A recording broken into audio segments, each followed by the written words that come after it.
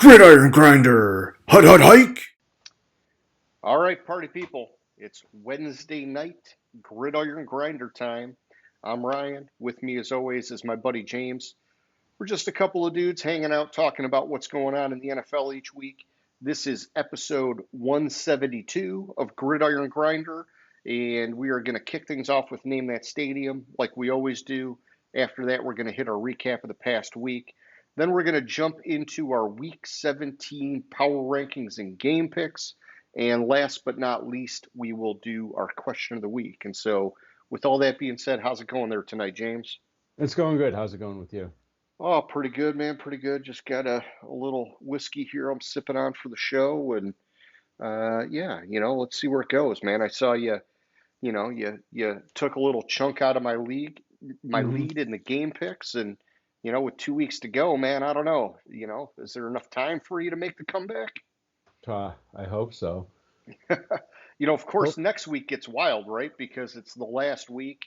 Some of the big name teams, they kind of throw that last game because they want to bench the starters or whatever. And so, yeah, it's kind of like, can you make enough this week where you get within striking distance, and then it's like anybody's guess next week, right? Yeah, pretty much. Like next week, I might just have to do the opposite of you. Pick and choose my spots. Yeah, and well, hey, you never know. I mean, on a week like that, it's very unpredictable, right? So, Yeah. all right, well, hey, James, why don't you take that ball and run with it? Do some name that stadium for us. All right. I already forgot where I was last week. Oh boy, Shit. I don't Uh, remember. I was. Oh fuck! Damn, I don't remember. All right. So normally it's the part of the show where, as you can see, I'm traveling around and going to different stadiums, host NFL games. First person to guess right gets an extra special shout out on the following week's show. Um, Hell, this week should be obvious, but I'm trying to remember. I normally look and I before I change it. Shit, why can't I fucking remember? Well, I can pull up our YouTube page real quick, take a look. Well, that's what I was doing, taking a quick look, see if I can recognize it. Oh yeah, I was in San Francisco. That's right. San Fran. It was the Ravens at the 49ers. When I looked at our tracker, I was like, no, I knew I wasn't in Baltimore, but my eyes misaligned, and so I saw the winner, and I thought that was the home team when I looked at it. Otherwise, I would have been like, oh yeah, I was in San Francisco. I mean, that one's an obvious one. It was probably more than likely a Super Bowl preview based on how the teams are playing this year, Yeah. and I thought it was going to be a good game, but I mean, Baltimore beat the shit out of Oh yeah. Purdy San had a Francisco. meltdown, man. 4 picks. Yeah, exactly. So who knows what was going on there? Yeah, and shit, I think three of them were in the first half too. Yeah, they were early. It was weird. I watched bits and pieces of the game. I was distracted on Saturday afternoon, right? Sunday afternoon.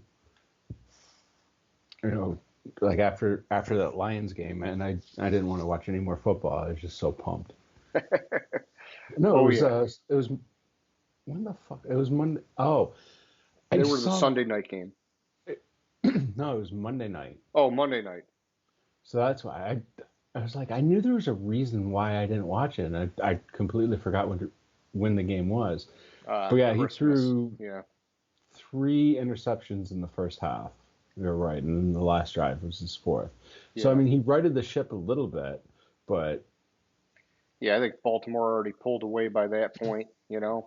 And they actually they, no, they kept not it really. fairly. They didn't. No, They I'm didn't. saying like by the fourth pick, right? The first three, Yeah. San Francisco actually kept it fairly close despite the three turnovers. Hmm. But in the second half, Baltimore started to pull away. Yeah, exactly. It was Baltimore was up by 14 on the fourth pick, but much before, but in the first half, I mean, shit, it was what, 16-12? No, they kind of pulled away in the first half. Okay. Oh no, 16-12. Sorry, the end of quarter two line had misaligned in my eyes. Man, my eyes are fucking having issues today Oh boy. with aligning. Ah, shit. So we'll see how this goes. But hey, it was less of a game than I thought it was. So Yeah. All right. Well, hey, why don't we, shift gears, do our recap of the past week there, James? all right, sounds good. So, my man, I mean, you touched on Detroit a little bit. Why don't you just tell us all about that action? Oh, you mean the NFC North champion Detroit Yes. Lions? I Yes. mean, only the fourth time in my lifetime, one of them I wasn't old enough to actually remember football, that they've won their division. First time So, since it's been the NFC North. yeah, first time as an NFC North champion. Last time they won it was what, 93? 93. Yeah. 30 freaking years, man. Which actually I remember 93 because I went to because 93 and I'm gonna have to double check this, but 93 they ended with Green Bay at home at the Silverdome, and then whoever won that game won the division and Okay. hosted the same team. It was going to be the same matchup the following week, and I went to both those games. Oh, gotcha. Yeah, it was. So because they won on January 2nd, 30-20, and then they got their asses beat in the wild card game. Well, Uh, it wasn't as bad I remember it as more of a beatdown, but it was 28-24. But I remember it was what was his face? What was the tight end his brother played? Shannon Sharp. okay. Shannon Sterling Sharp. Sharp's brother? Yeah, I think it was Or Shannon. Sterling Sharp? So Which Shannon one Sharp played was the tight end for like Denver, and Sterling Sharp Sterling was the Sharp? wide receiver for Green Bay. Yeah, it was Sterling Sharp that it was late in the game. Yeah, it was. It was like it was a 40-yard touchdown pass from Brett Favre that put them up 28-24. So, but yeah, I was at both those games, and I remember where I was sitting for the second game. I don't remember where I was sitting for the first game. The Well, no second game, Favre, no Rodgers this year. So yeah, no Favre, no Rodgers, not Green Bay. Hopefully not Green Bay. yeah, yeah. I mean, if anything, it's probably more likely it could still be Minnesota, right? But um, I I mean, Minnesota's starting to rack up the injuries. So Yeah, Minnesota's starting to rack up the injuries, but I don't think it would be Minnesota. Um, I guess it depends on.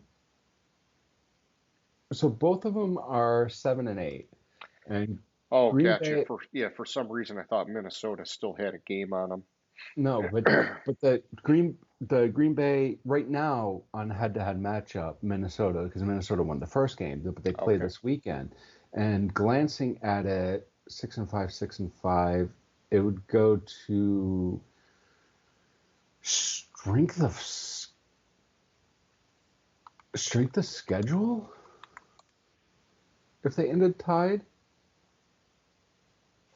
which Minnesota has a slight edge right now, and I think Minnesota would win out on strength of schedule because of who Green Bay.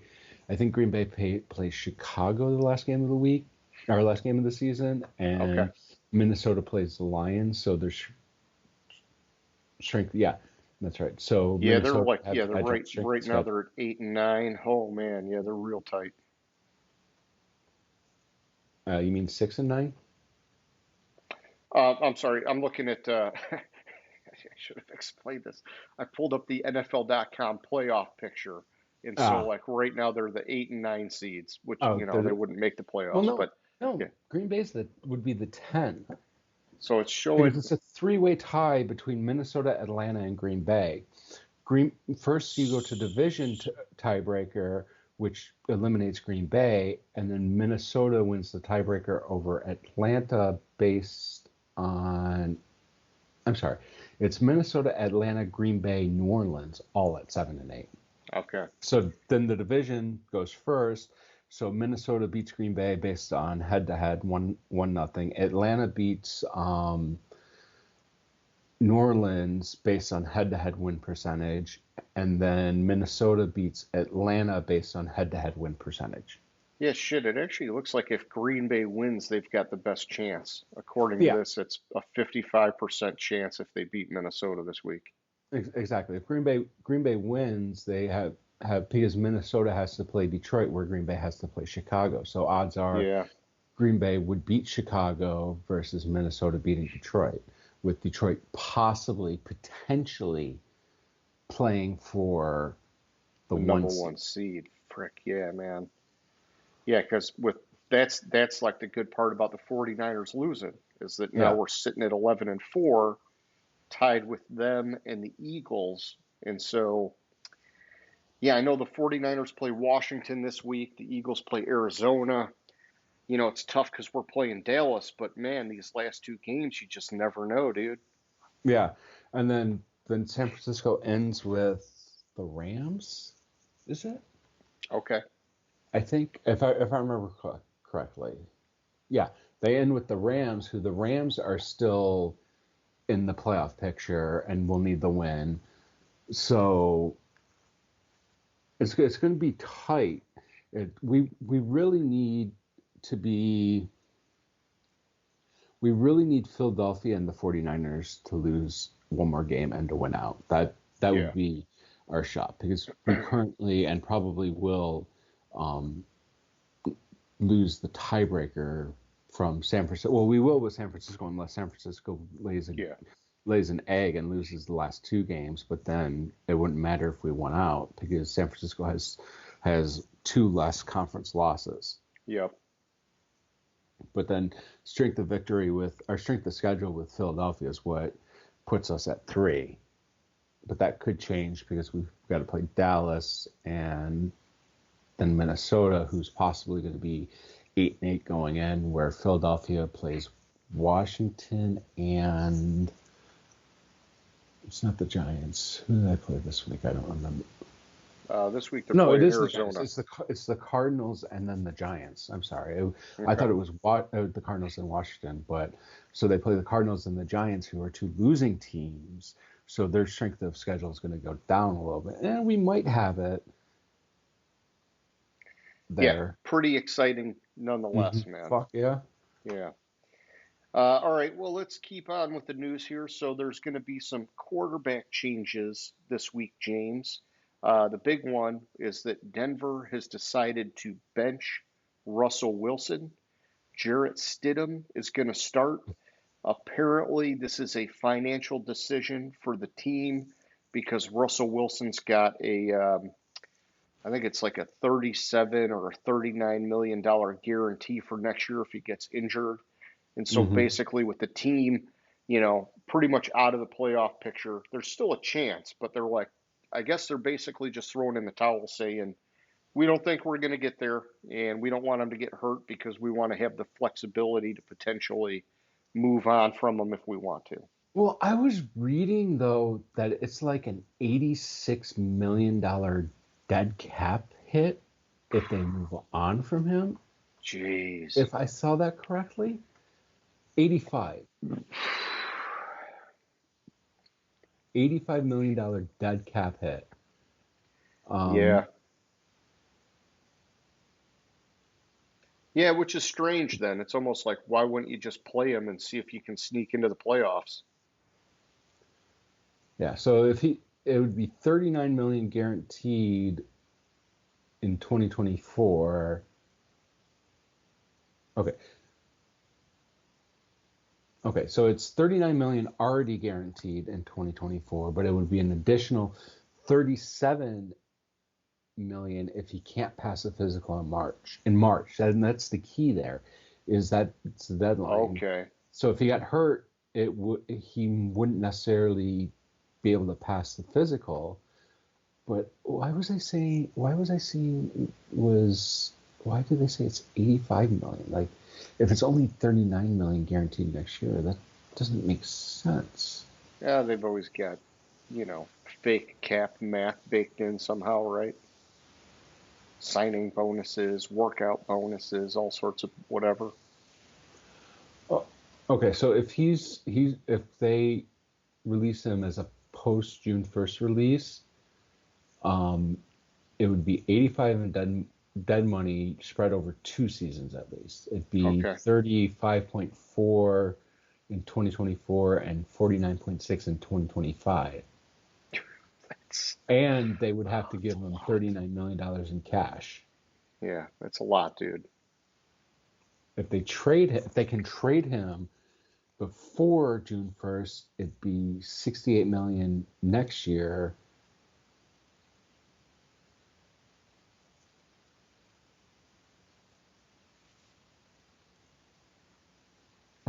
Wow. Yeah, what you're telling me is they made a bad choice. Yeah. It, who honestly thought when Seattle traded with Denver that Seattle got the better end of the deal, and Yeah, the players haven't even really played that they got. I know, dude. I know. Yeah, I mean, it's everybody thought Russ still had at least a number of years with how long quarterbacks can play, man, and he just, man, something changed with him, you know. And I know he had that thumb injury in Seattle, but you know, clearly some shit's changed with him, and so it's just not Yeah. been worth it at all. Well, their problem was it wasn't the problem wasn't trading for him. Was as soon as they traded for him, they gave him a new contract, Yep, big money. and because they signed him for it was what 242 $243 million contract that they signed him for right after trading for him instead of letting him play out the year and saying, "Oh shit, we fucked up," and not having to give him a new contract. What can you do though? Yeah, because hypothetically, you could have had him play it out, then you could have franchised him, Hmm. and then you could have franchised him one more time. And so they could Hmm. have had him 3 years if it was working, or it could have been, oh my God, the 1 year's a disaster. We're just going to cut our losses and move on. Yeah, and I mean Jarrett Stidham starting. That's I'm throwing in the towel if Yeah, you ask me. I agree. Yeah. And now other teams, similar, you know, different circumstances, obviously, but Washington is officially benching Sam Howell. And so Jacoby Brissett got some action last week. They've announced him as the starter. And so Sam Howell, despite all the passing yards, these last couple weeks, he really kind of fell off, and they had him on a tight leash. My opinion, you know, the rest of that team wasn't really doing him any favors, but Hmm. still, it is what it is. Ron Rivera's on the hot seat, and he's got to try and do something. Yeah, Um, but like if you look at like I think I was saying like wasn't it last week I was saying that if he was sacked twice in that game, he'd be like the first quarterback to be yeah. sacked 60 times and or some shit like that. Well, How and many that's times? where I'm saying, you know, the Yeah, team's he's been not sacked helping him. sacked 60 times in 15 games. That's Four, 4 sacks a game. yeah. That's a lot, Like man. Yeah, I mean, the yeah. offensive line clearly is not helping him. You know, and I've heard a lot of people saying that he's holding onto the ball too long too. I think it's both ways, you know. And Hmm. so, um, but yeah, there's just a lot of issues, and even that defense hasn't lived up to the standard like they were a couple years ago. Man, that defense looked so dominant, and then it just like fell off the map, man. And you know, even with all that talent on the defensive line, they just never really seem to get back there. And so, um, you know, they're making changes, but it's kind of late in the year, you know. And then the other one is the Giants. So they've decided that Tyrod Taylor is going to start over Tommy DeVito, which I don't know. I thought, man, I thought DeVito had a couple nice games for being a nobody coming off the bench, but Yeah, he you know, did, but he laid like the last I want to say the last two games he laid a humongous egg. okay, all right. Well, that hey, it is what it is for him too. But and I've always liked Tyrod Taylor. He just has had the worst luck with injuries at the worst possible timing. And so Mhm. we'll see what Tyrod can do for that team. But their season's pretty much done, and they're waiting for Danny Dimes to come back next year. And good luck with that, in my opinion. So I'm going to correct what I said because he against the Eagles he didn't have that bad of a game. Okay. Um, he he was 9 for 16, but it was only 55 yards and no touchdowns, no interceptions. I mean, Tyrod Taylor was 7 for 16, so it's not like it was that much better. Yeah. But I mean, and then the previous week, I mean, the yards weren't there for him. Like he had 20 completions against New Orleans and only for 177 yards Okay. So and yeah, maybe he's no just checking down a touchdowns. lot. Yeah. So I mean that was the issue was he wasn't having the yards, but I mean he's what 20 for 34 and 9 for 16. I mean this is about 50% completion for. For like a straight up no name Hmm. anybody coming off the bench, man. Yeah, exactly. Yeah. So yeah, I mean, hey, it is what it is. And then, in other news, we kind of talked about this a little bit. Well, actually, I think we talked about it before the show, but TJ Hawkinson is going to be out for the remainder of the season, Mm. tore his ACL, MCL in the game against the Lions. They're saying he is potentially going to miss some games to start next year because of how late in the season an injury this is. And so, bummer for him. We were just talking about him a few weeks ago, comparing him to Laporta, and both these former Iowa, and then Hawkinson was on the Lions. Laporta's there now. He's had a great run since we traded him to Minnesota, and I know it's going to hurt him being out. The best thing for them would be him, having a speedy recovery and being ready for Week 1. But yeah, I mean, Hmm. they're kind of at a point right now where, oh man, they really needed him. They're on their like what fourth quarterback, and they're still hanging in for a potential playoff spot. Is it fourth? So it was Cousins. They had the one rookie that only played a couple drives and then had the I guess concussion, you're and then I guess you're Dobbs, right. and now Mullins. So I think yeah, four man. Yeah, because it was um, Jaron Hall, There we but go. Yeah. Jaron Hall only barely played. Like he played two games. He was 8 for 10, the total in the two games he's played in. Hmm. But he So got the start over yeah, Dobbs that one week.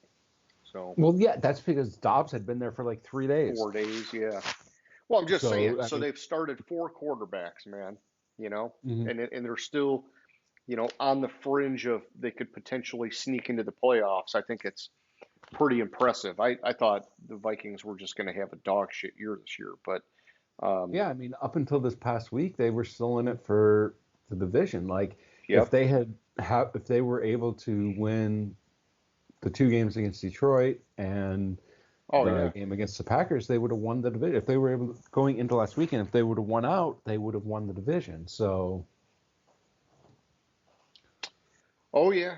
Oh or yeah. they would have won out and Detroit lost out, which would have been hi, more likely with Minnesota playing Detroit twice and beating them twice, and Yeah. there's Detroit would have odds. just had to lose to Dallas, man. Yeah. Yeah, which could happen since it's at Dallas. I Yep. wish the game Fucking was in Dallas is Detroit. sweet at home. Yeah.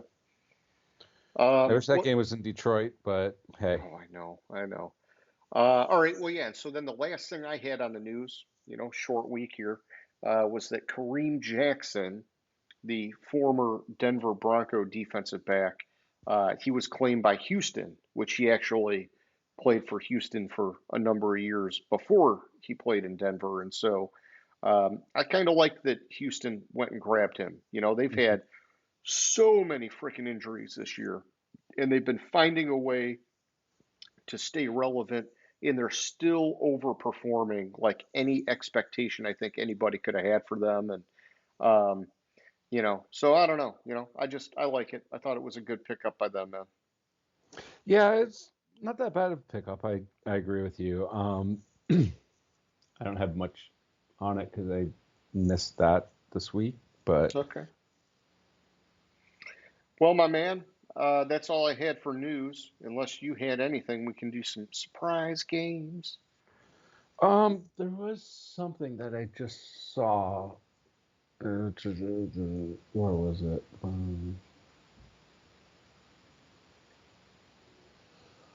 Um, Jair Alexander has been suspended for a game by the Packers. Something to do with the coin toss. Oh man, I did hear something about that, but I don't know the details. I think I just caught the headline or something. So this is fucked up. Apparently, he appointed himself as one of the Green Bay Packers captains, and then Okay. and then nearly botched the coin flip or the call after winning the coin flip. What the fuck? What?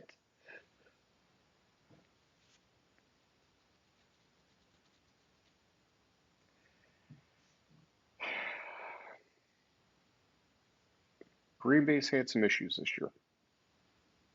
So he walked to the Packers. There's a weekly rotation. Called tails, won the toss, and then said that the Packers wanted to be on defense. But didn't defer. But didn't defer because oh, luckily apparently LaFleur um, talked to the refs before the game and said if they won the coin flip they wanted to defer.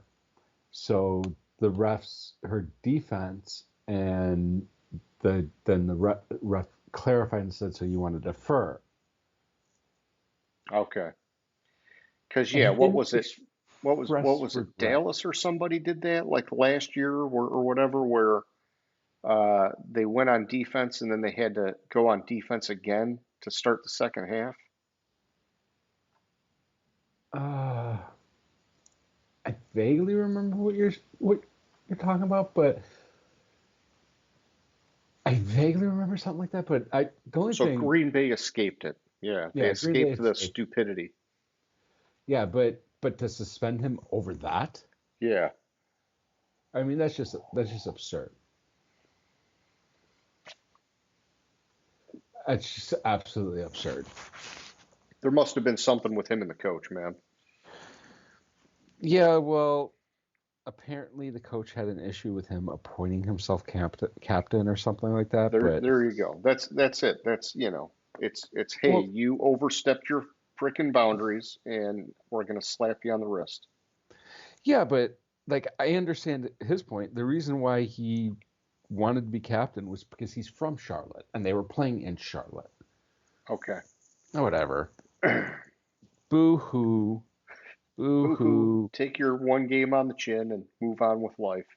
Yeah, but to suspend somebody for saying the wrong thing, come on now. All right, man. Let's do some surprise game action. Let me pull up my list. I didn't have much. I mean, we kind of talked about it earlier, the like how bad the 49ers looked against the Ravens. Yeah. Yeah, and I mean those were two top teams on both our boards, and so it's like, hey, one beating up on the other, that shit happens, right? It's unpredictable sometimes. Somebody's got to win, right? Yeah, and like looking at it, like I talked about this. I mean, I picked Tennessee to win. Like that could have been a It was surprise. It's probably close. one of your Yeah. surprises how close that game was. But like, I mean, I thought there was a Tennessee had a high chance of winning that game, and obviously I mean, I was wrong about who won, but I think that would have been on your list, how close that game was. Yeah, and so I actually had a lot this week, which was kind of a shock for me. But and some of them not necessarily the outcome, but just how they got there. And so the first one was Pittsburgh beating Cincinnati. I just was not expecting Mason Rudolph to just come in and fucking tear it up against the Yeah. Bengals. You know, Browning was playing really good coming off the bench for, whatever it was, 3, 4 weeks in a row, and then hit the wall in Pittsburgh. Um, then the next one, which, Buffalo got the win, but the Chargers kept it damn close with a backup quarterback, man. And so that one I thought, geez, shame on you, Buffalo. Yeah, but like I see that, but it was in Los Angeles, and despite what people say, it's not another home game. Yeah.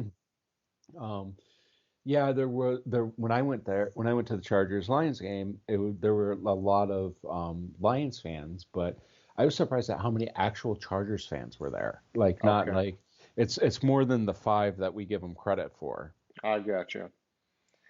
Well, then another game I had was Indianapolis and Atlanta, man. It's like, where was Atlanta all year with that kind of performance? And it was the opposite. Indy was the team that all year was Mhm. finding ways to win, and then all of a sudden Atlanta comes in and just fucking slammed them, dude. Yeah, and that game killed me in fantasy, like absolutely destroyed me because well, I told you, Jordan Love's going to have a good game and Gardner Minshew's going to have a shit game because that's what happens when I fucking start somebody at quarterback and put somebody on the bench. Like seriously, I mean that along with like a couple other like Yeah. not non showing up. But I thought the Colts were that's a good one. I thought the Colts were gonna just go up and down the field on Atlanta the way Atlanta had been playing this year. Yep. I'm was really high on Atlanta going into the season, so and I've been slow to get off them, but it's confusing as to where this performance was when it really counted. Like, I Yeah. mean, yeah, technically, I they can still make the playoffs if a lot of shit happens, but It's still, slim, like but yeah, it can it's happen. Yeah. exactly it's slim. Like they lose the tiebreaker basically over everybody. I mean, they're 4-6 in the conference, so if they win out, they'd be six. Well, that would be they'd be 6-6 in the conference, and they would need Seattle, Minnesota, and Green Bay. Seattle, Minnesota, Green Bay, all to lose. I think. And Minnesota and Green Bay are playing each other, aren't they? Yeah, Minnesota and Green Bay are playing each other, but I think they need them to lose two games because I think,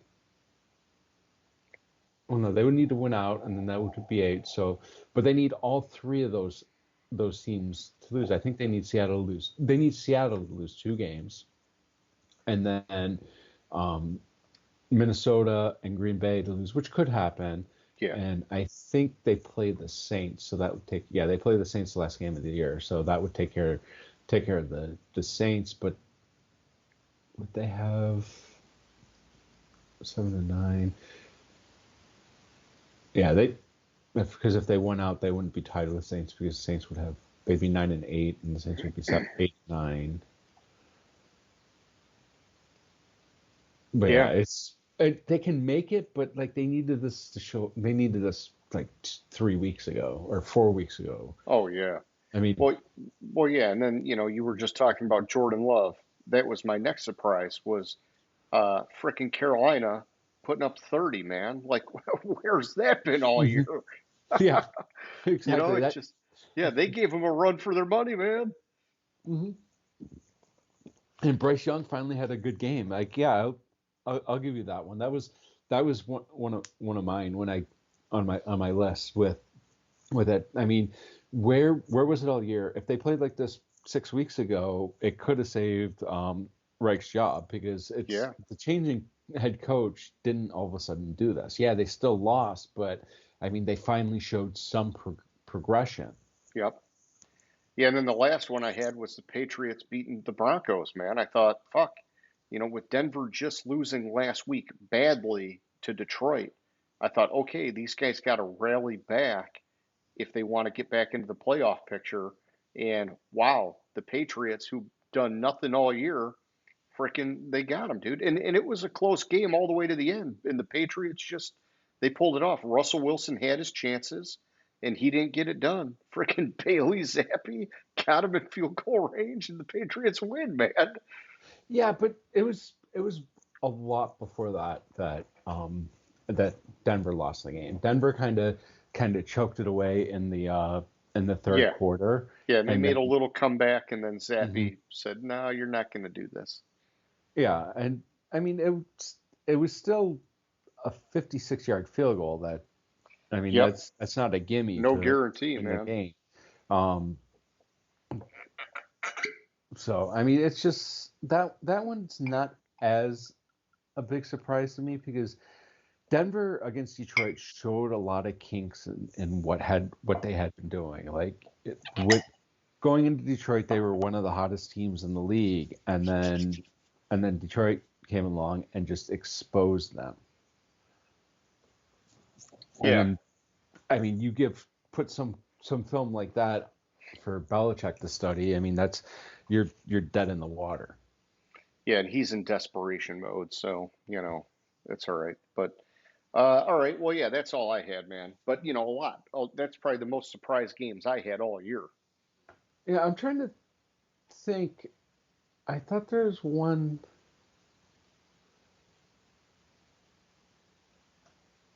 that we hadn't touched on.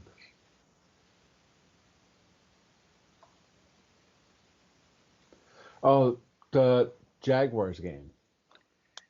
Um, yeah, but Trevor Lawrence didn't play, right?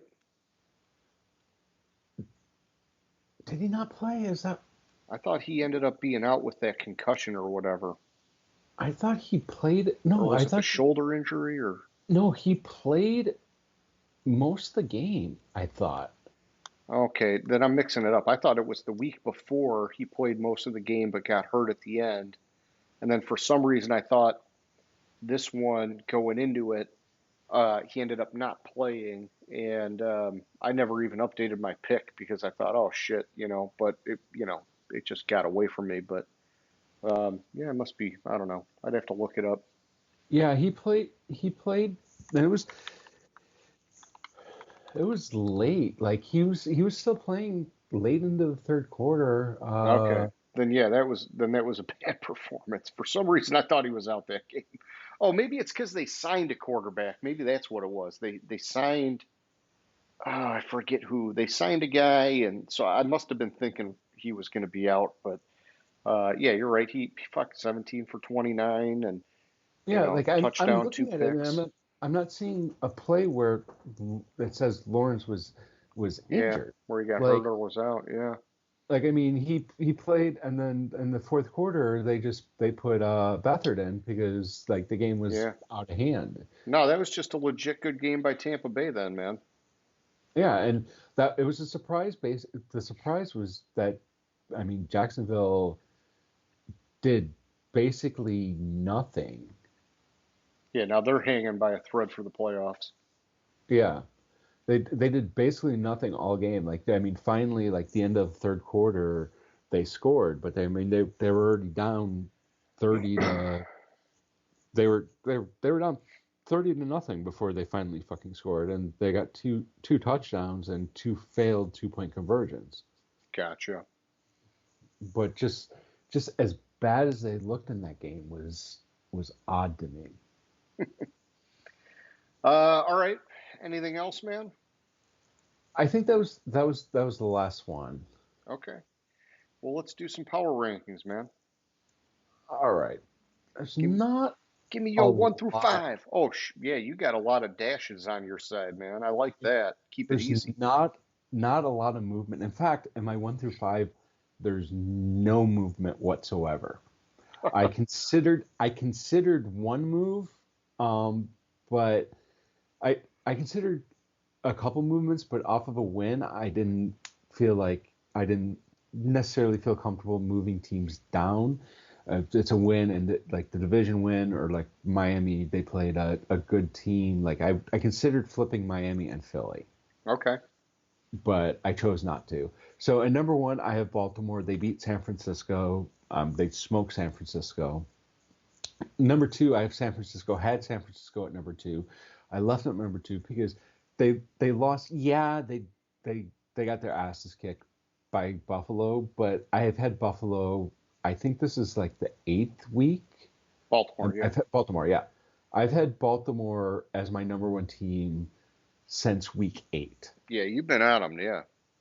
And I've just, the more I see Baltimore play, the more I think they can win the Super Bowl this year. Yeah, their Um, defense looks amazing, man. And then exactly. Lamar and the guys on offense, minus the running backs, they're staying healthy, man. Well, I guess Mark Andrews been out for a long time too, but they've got Isaiah Likely. He's been amazing. It's just, they're having a lot of things go their way this year. Yeah, and then at 3 I have Philly. I had Philly at 3. I considered, like I said, I considered flipping Philly and Miami, Yeah, but I didn't want to move Philly down. I'll wait till next week to move Philly down sure. after they lose this week to Arizona. Preview of my picks.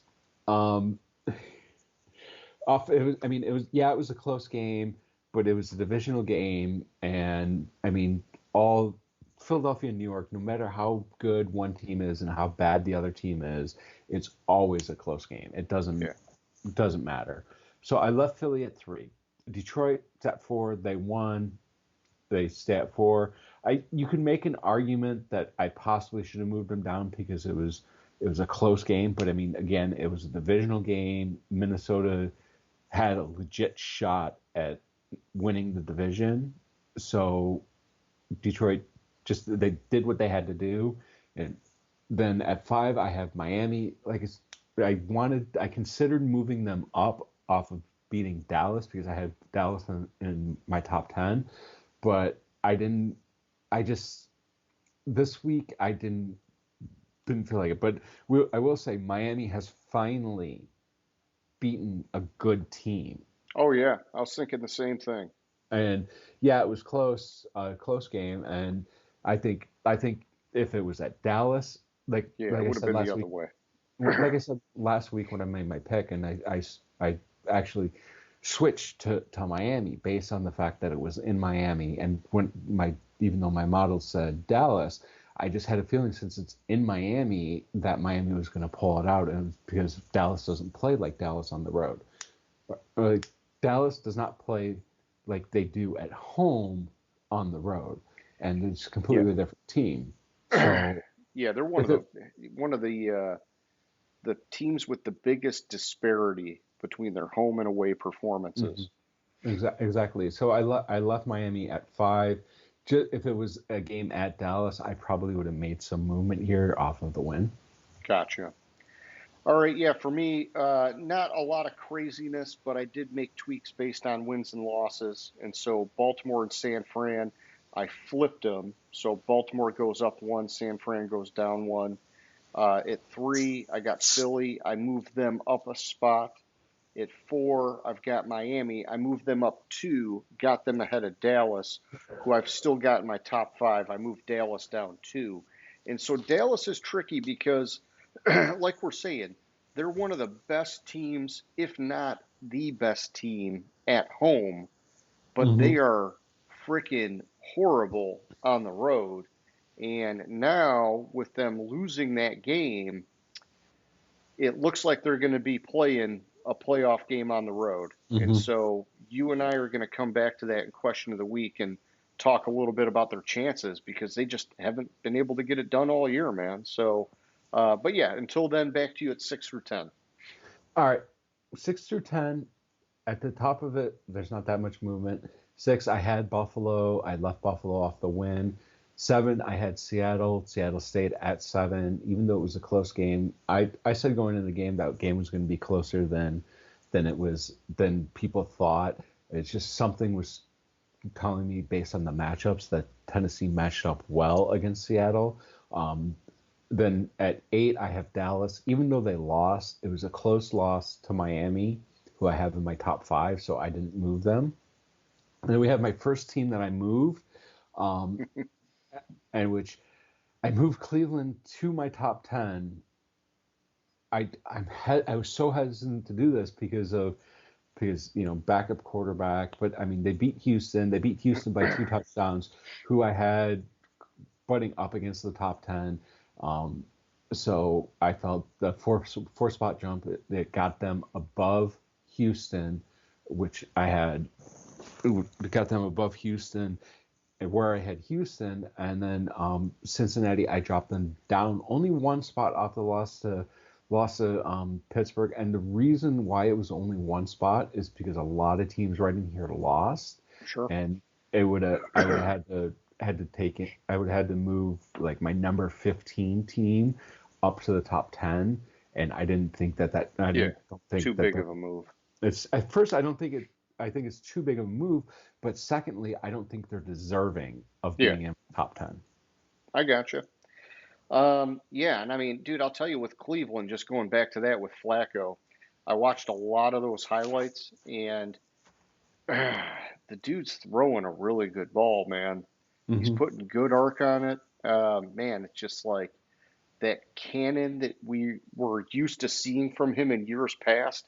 It's still there, dude. And so Mm-hmm. I'm actually really happy for Cleveland, and I'm happy for him because that's a very talented team. They had some bad luck with injuries. Nick Chubb week 1 or whatever it was, and Watson now, and just but they still got a chance, and that's nice.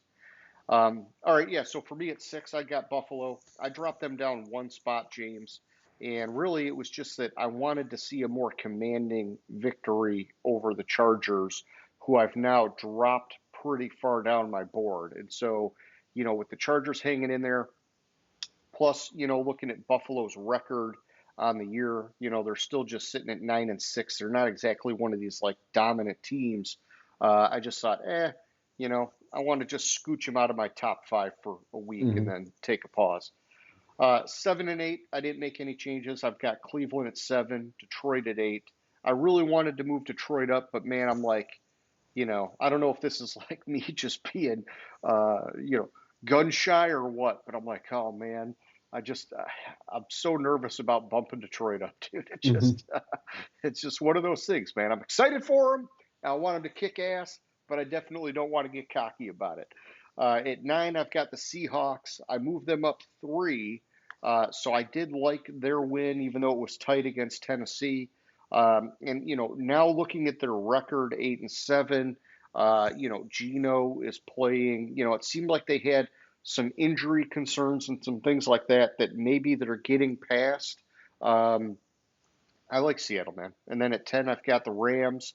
I think, we're seeing that offensively they can stay in games with Stafford, Puka Nacua, Cooper Cup, whatever the running back, Kyron Williams, and then the defense is doing just enough. And these guys, they have way overperformed what we thought their talent level was on paper going into the year.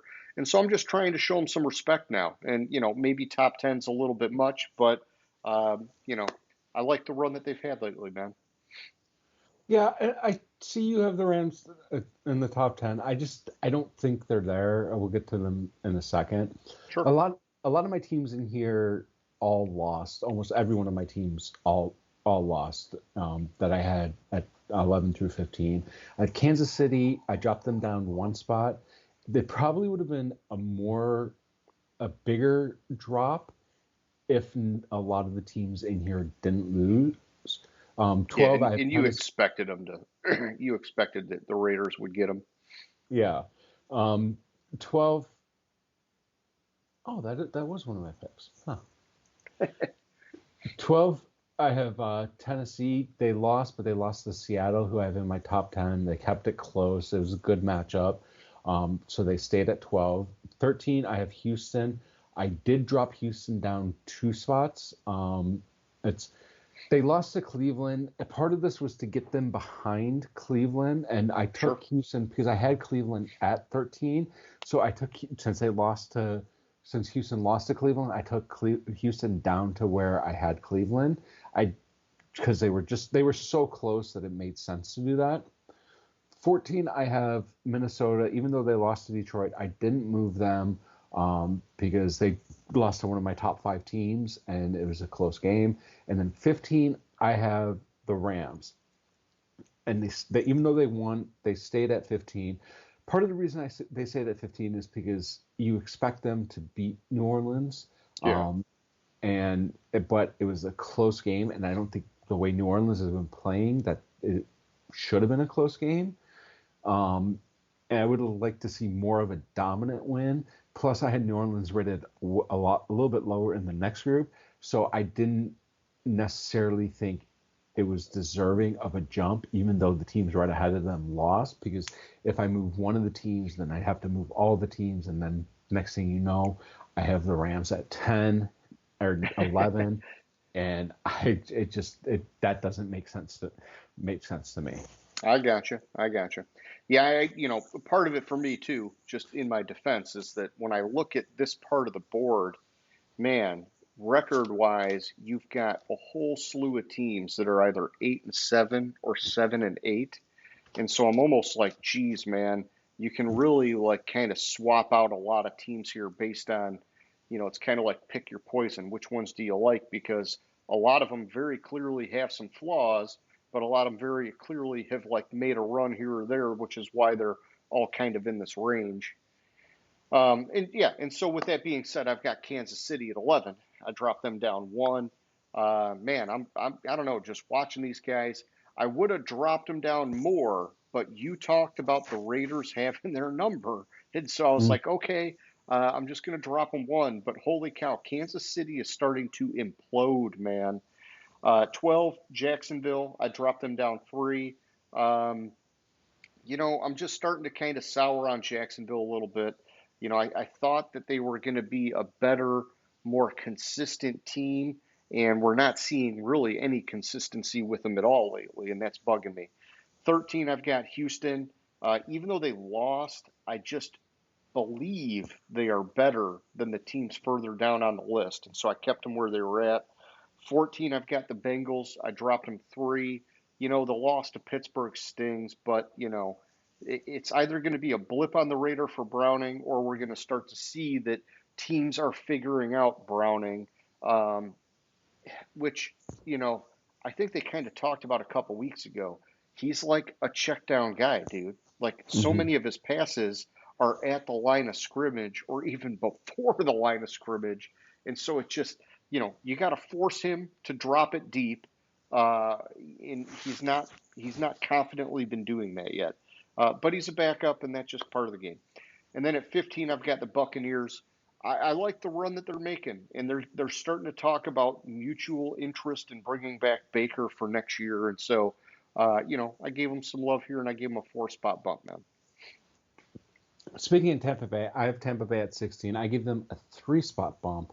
I have Jacksonville at 17. They dropped down 1 spot. I basically took Tampa Bay to where I had Jacksonville. I didn't think the Rams deserved to drop from the top 15, but I probably, if other things would have happened on my board right in this range, I probably would have taken Tampa Bay to 14 or 15, but it just didn't work out for them. Like Sure. I said, Jacksonville dropped 1 spot. They should be below Tampa Bay. They just got their asses kicked by Tampa Bay. 18 is Indianapolis. I dropped them 1 spot. I think that Atlanta played different than they actually are, and I think they caught Indianapolis by surprise. I don't think that loss is representative of what Indianapolis is versus Atlanta. I think it's just a blip on the radar. 19, I have New Orleans. They lost to the Rams, and they dropped 1 spot. Also, these 3 teams right here, they all lost, and Tampa Bay won. So I kind of moved Tampa Bay. When I moved Tampa Bay up, I naturally dropped these teams. And then at 20, I have Vegas. I gave them only a 2-spot jump for beating Kansas City. Like you said, I expected them to beat Kansas City. I think they have Kansas City's number, especially at Kansas City for some reason. Yeah. and it seems like that. And we talked about it last week. I didn't hear any stories of the bus driver taking a victory lap around Arrowhead, which is good. But I mean, Vegas is barely a top 20 team, if that, based on how Yeah, they played the they've got rest of the nothing season. on offense, man. I mean, well, and Josh Jacobs was out. That's part of it. But I mean, at one point, O'Connell was like 0 for 10 in Hmm. passes, and so I mean, it just you can't consistently win with that. Yeah, and I like O'Connell. I like him as a quarterback. I really like him as a quarterback. It's just he had He's a bad game young. against Kansas City. He's Yeah, young. He needs give him time to develop, man. mhm. You know, I think the arm talent and the potential's there. You know, whether he can develop or not is remains to be seen. But yeah, there was definitely some rookie growing pains in that game. Yes. All right, so yeah, for me at 16, I got the Colts. I kept them where they were at. I just like them, kind of like Houston. I like them better than other teams from here on out. And so even though they lost, I didn't want to move them. 17, I've got the Raiders. I moved them up one spot, trying to show them a little bit of credit, but same as you, can't go crazy because, um, you know, what they're doing on offense isn't something that can steadily win games. And they're not going to have those kind of defensive performances every week. Hmm. 18, I've got Denver. I dropped them down 3. Probably could have went more. I probably will go more now that I know Russ is being benched for the year. 19, Minnesota, dropped them 2. Almost went more because of the injuries, but I want to see how they bounce back now. Um, you know, they do still have some playoff hopes, so you never know. And then at 20, I've got the Falcons. I moved them up 3.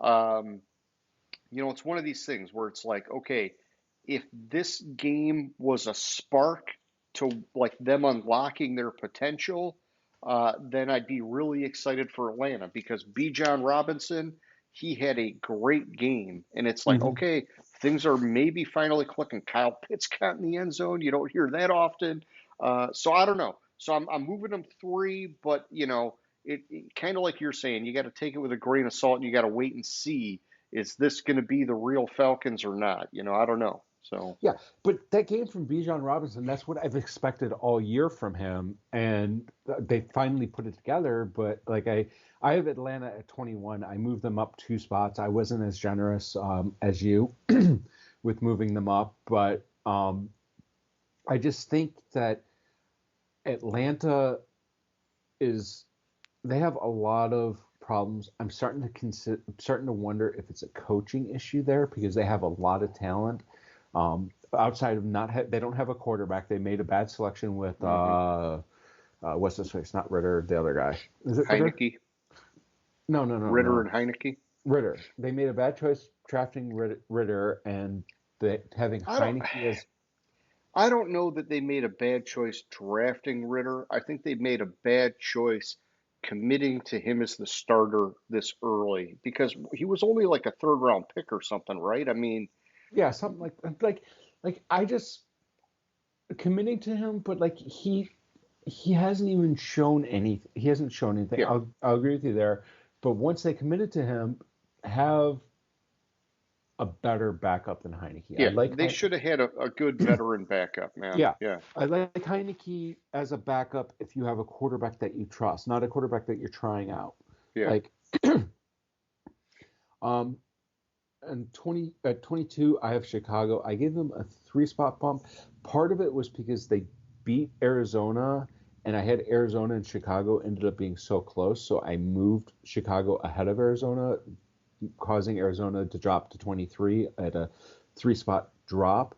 I didn't move the Giants off of losing to Philly. The reason I didn't move them off of losing to Philly was, first of all, it's Philly. It's like what do I have them at 3? Yeah. Um, and it was a close game. Plus, a lot of teams below them. Most of the teams, most of the other teams, most of the teams below them. No, I guess a lot of them won, but they had them so bad, so down, or beat teams that I had even worse. So I left the Giants at 24, and then Denver, I dropped them 4 spots. Part of this was off of the news of benching Russ. Part of it was off of losing to New England. If I didn't have New England down so far, I Yeah. probably would have moved New England ahead of Denver, but I have New England so much further down that I couldn't make that drastic a move based Yeah. on And New England's how only the got teams are 4 wins still, right? You know, Yeah. Denver's got 7. It's a big difference still. Sorry, didn't mean to cut you off there. Was just No, pointing no, that out. that's where I was going. Okay. All right, yeah. So at 21, I've got the Packers. I moved them up 1 spot. 22, I've got the Saints. Moved them down 1. 23, I've got the Chargers. I moved them down 3. 24, I've got the Bears. Moved them up 2. And then 25, I've got Pittsburgh. I moved them up 2.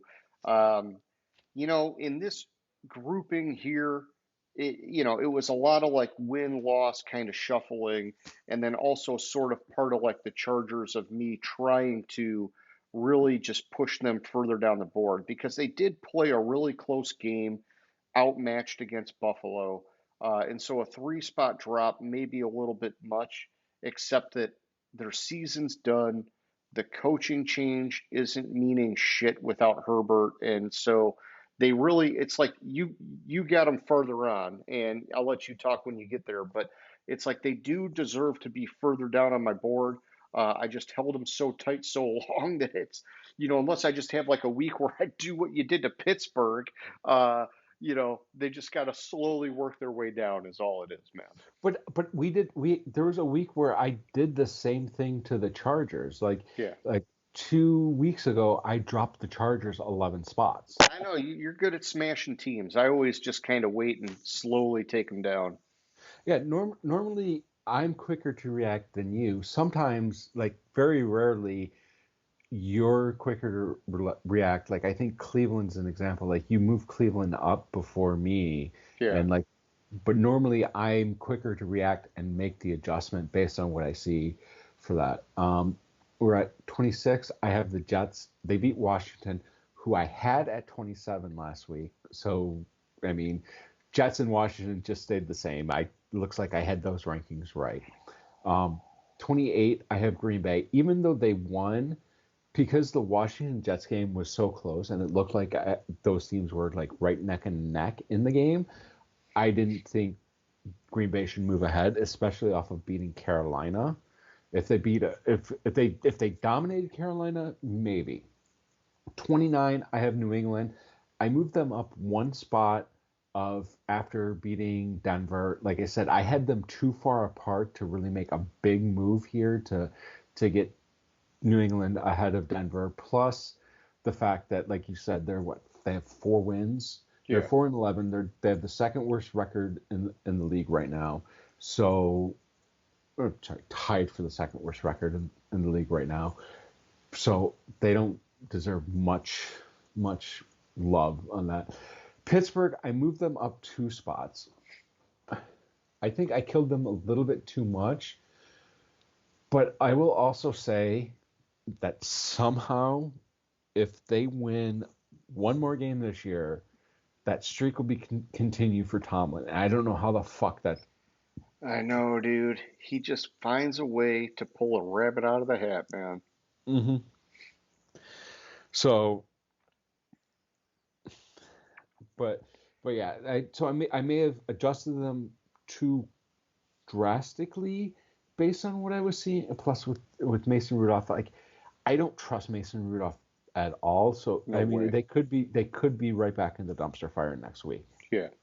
I think they're a good team. They're just missing a quarterback. And, Mm-hmm. it's great that Rudolph had like his career best game, but like, what are the odds that he's going to keep doing that, man? I mean, he was like their fucking third string quarterback, man.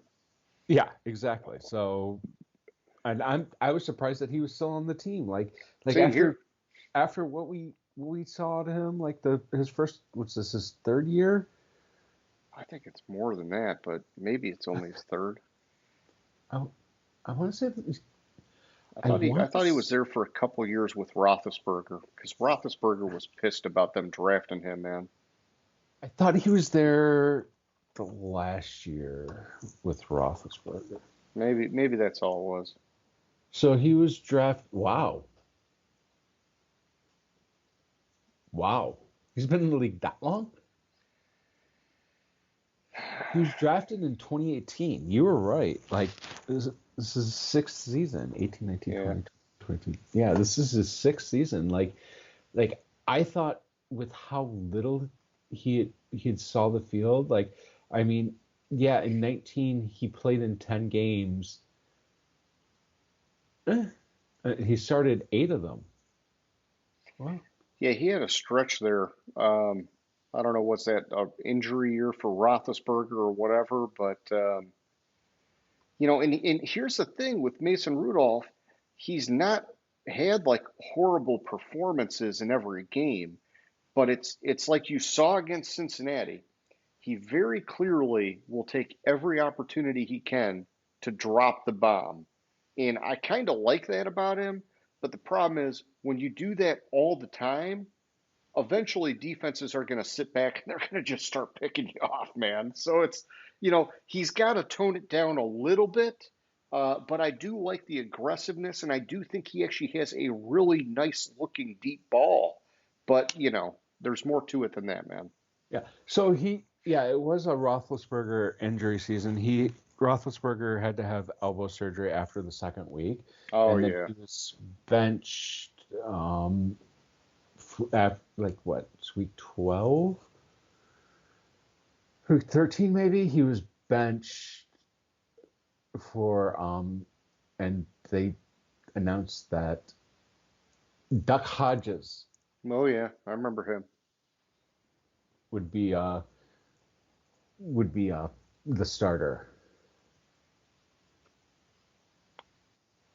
So yeah, but I'm surprised he's been in the league that long. Yeah. But, well, like you said, I'm surprised he's still on the team because, yeah, when they went and got Trubisky, I thought, well, that's the end of Mason Rudolph. All right, so here we go. 26 through 30. I've got Tennessee, drop them 2 spots. Arizona, drop them 2 spots. New York Jets, moved them up 1 spot.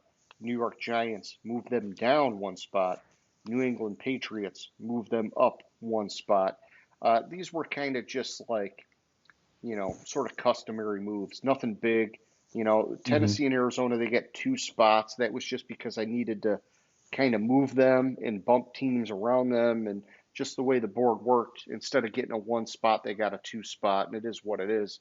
All these teams, I mean, record wise, they're bottom barrel teams, man. I mean, it's Patriots at 4, Giants at 5, Arizona at I think 3, Arizona at 3, Tennessee at 5.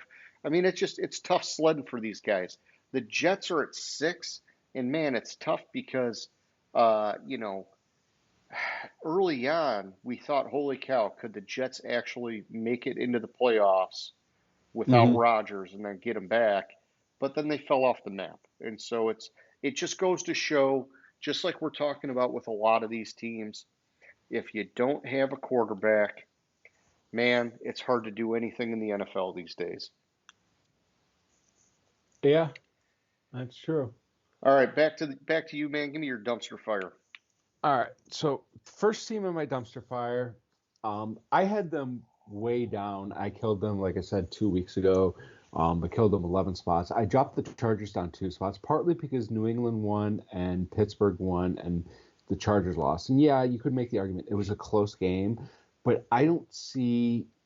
I think the closeness of the game was because Buffalo tends to play down to their Yeah, opponents as opposed to the Chargers actually being that good. it's a good And point. then I had moved them Carolina out of the last spot last week because they won, and but this week they lost again. And like, I mean, they have the worst record in the league. I was crazy even though they won. I wasn't very bright in moving them up a spot. Just I should have left them there. That's the team, but they did look good against Green Bay, even though they lost. It looks like Bryce Young actually put together a game, and he actually showed improvement, which we hadn't seen prior to that. Yeah.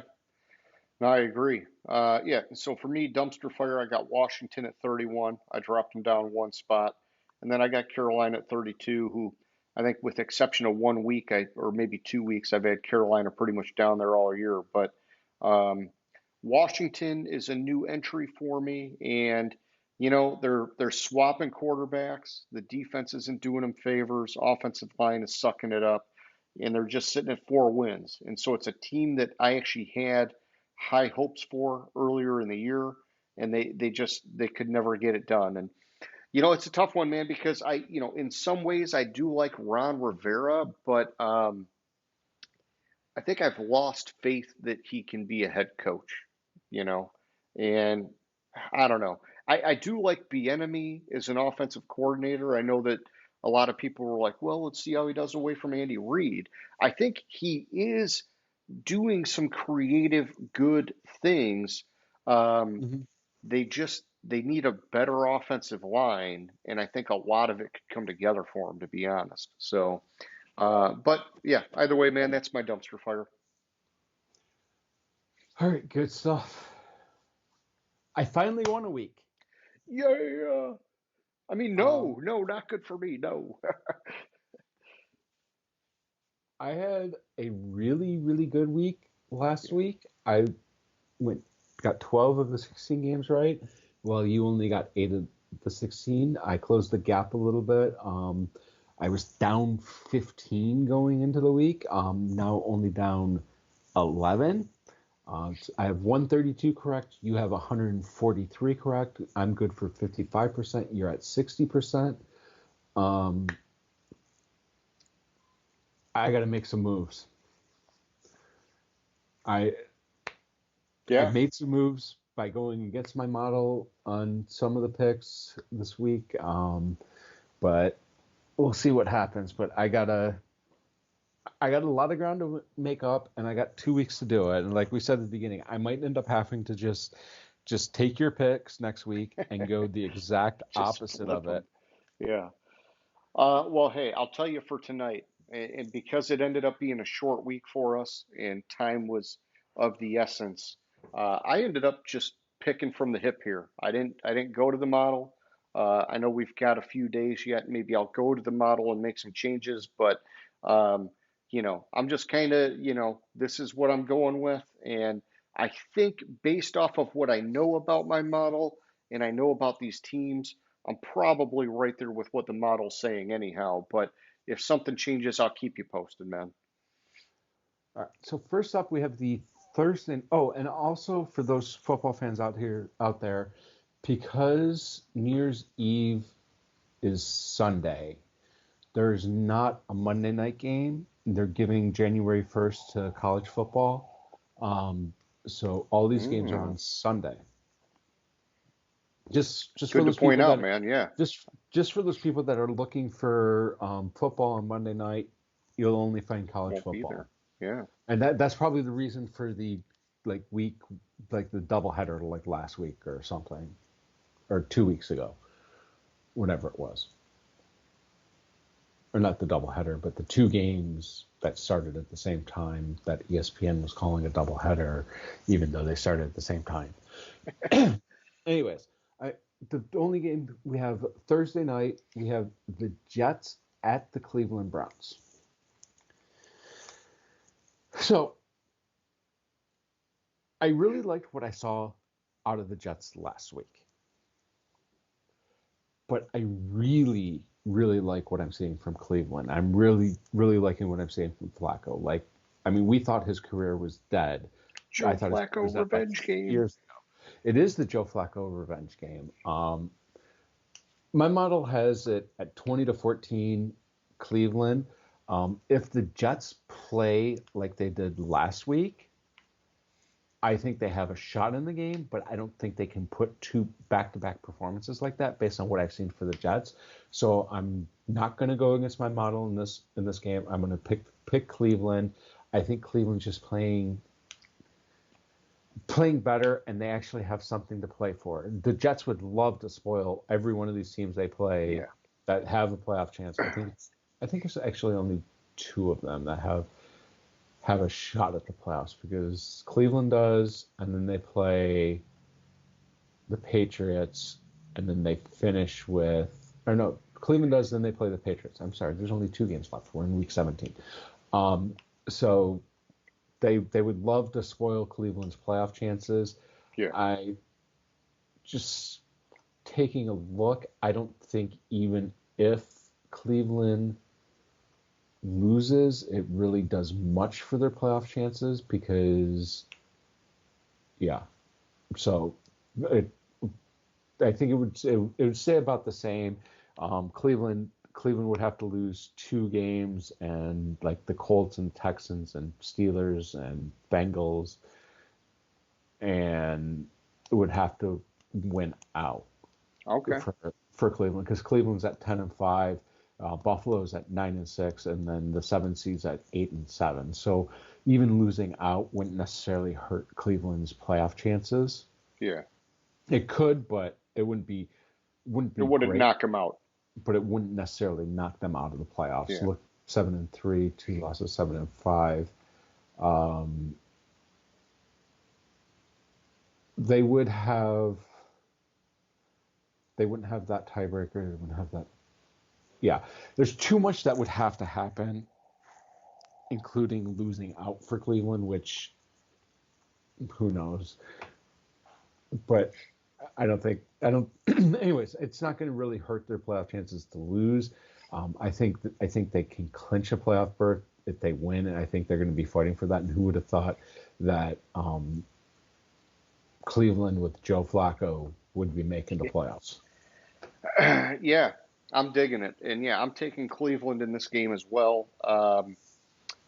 I do like the Joe Flacco revenge game. I think the interesting thing about the Jets is that Woody Johnson already made a statement that Robert Saleh and I forget their GM's name, whatever it is, they're both coming back next year. And I thought that was, in my opinion, a little premature to make that announcement because hypothetically, if the Jets lose these last 2 games, I think as an owner, you want to have the flexibility of at least making them sweat and looking at what other options are out there, right? And they still could, but now he's going to have some egg on his face because he already said he's bringing him back. And so if he goes and fires him, but now he's a dick. Woody Johnson already has some egg on his face because he's just a terrible owner. Yeah. And he was an absentee owner for, 4 years while he was off being ambassador to Japan or wherever the fuck he was ambassador to. So I don't. Good point. I don't hold any weight to him saying that. I think he said that because he wants people to stop asking him. Yeah. Yeah, I would have just been like, hey, we're going to get through the season, and then we're going to talk about what happens next. And if it makes them sweat and uncomfortable between now and then, good. They should, because it's been a fucked up season. So, and it's not their fault. It's not their fault, right? Zach Wilson sucks. Rodgers got hurt. But you know what? They could have traded for somebody. They could have gotten some shit done, and they didn't. So it's, so I guess some of it is their fault, right? But, yeah, I mean, I would like to give Robert Saleh a free pass for this year, but I definitely would like to also keep him on the hot seat because that's what you should be doing. So, all right, anyhow, go on to the next one, man. Sorry. So I did see something that I missed in the news because I was looking for something else, but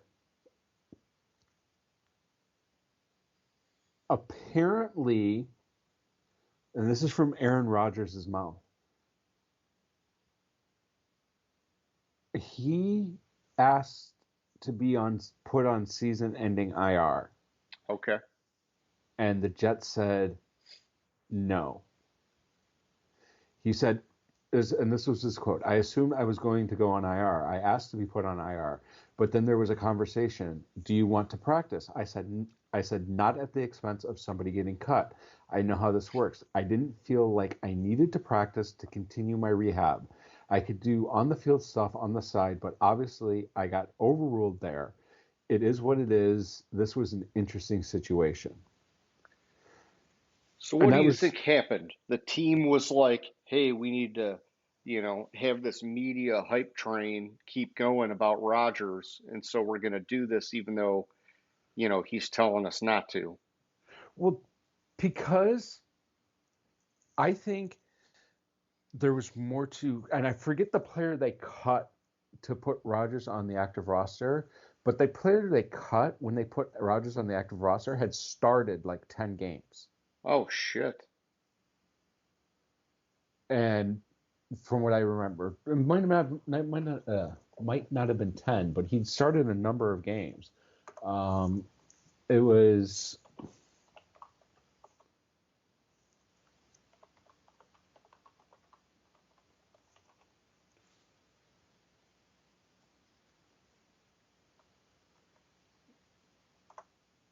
it was Nick Bawden, Okay. and he was cut and then signed to the practice squad. He had started. He's a fullback. Yeah, he's a special teams guy.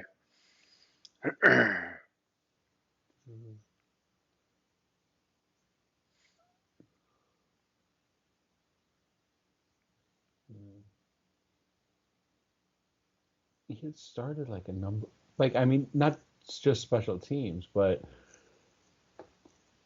yeah. So basically, I mean, it didn't matter to him because apparently his contract was 100% guaranteed. But Sure. I think he had something with the veterans. But I think it's weird to put Rodgers on the active roster, even though he's not going to play. And I'm delaying talking about this next game if you can't tell.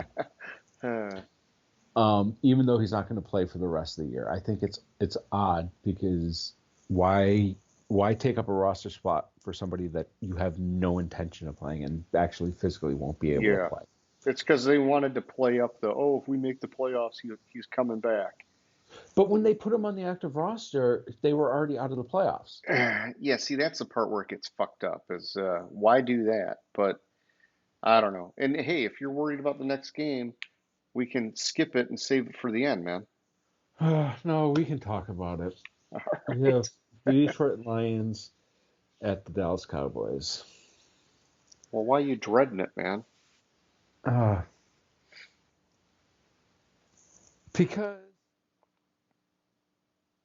the Lions never play good in Dallas. They never play good in Dallas. Let's talk about last year at Dallas. Lost 24-6. Okay.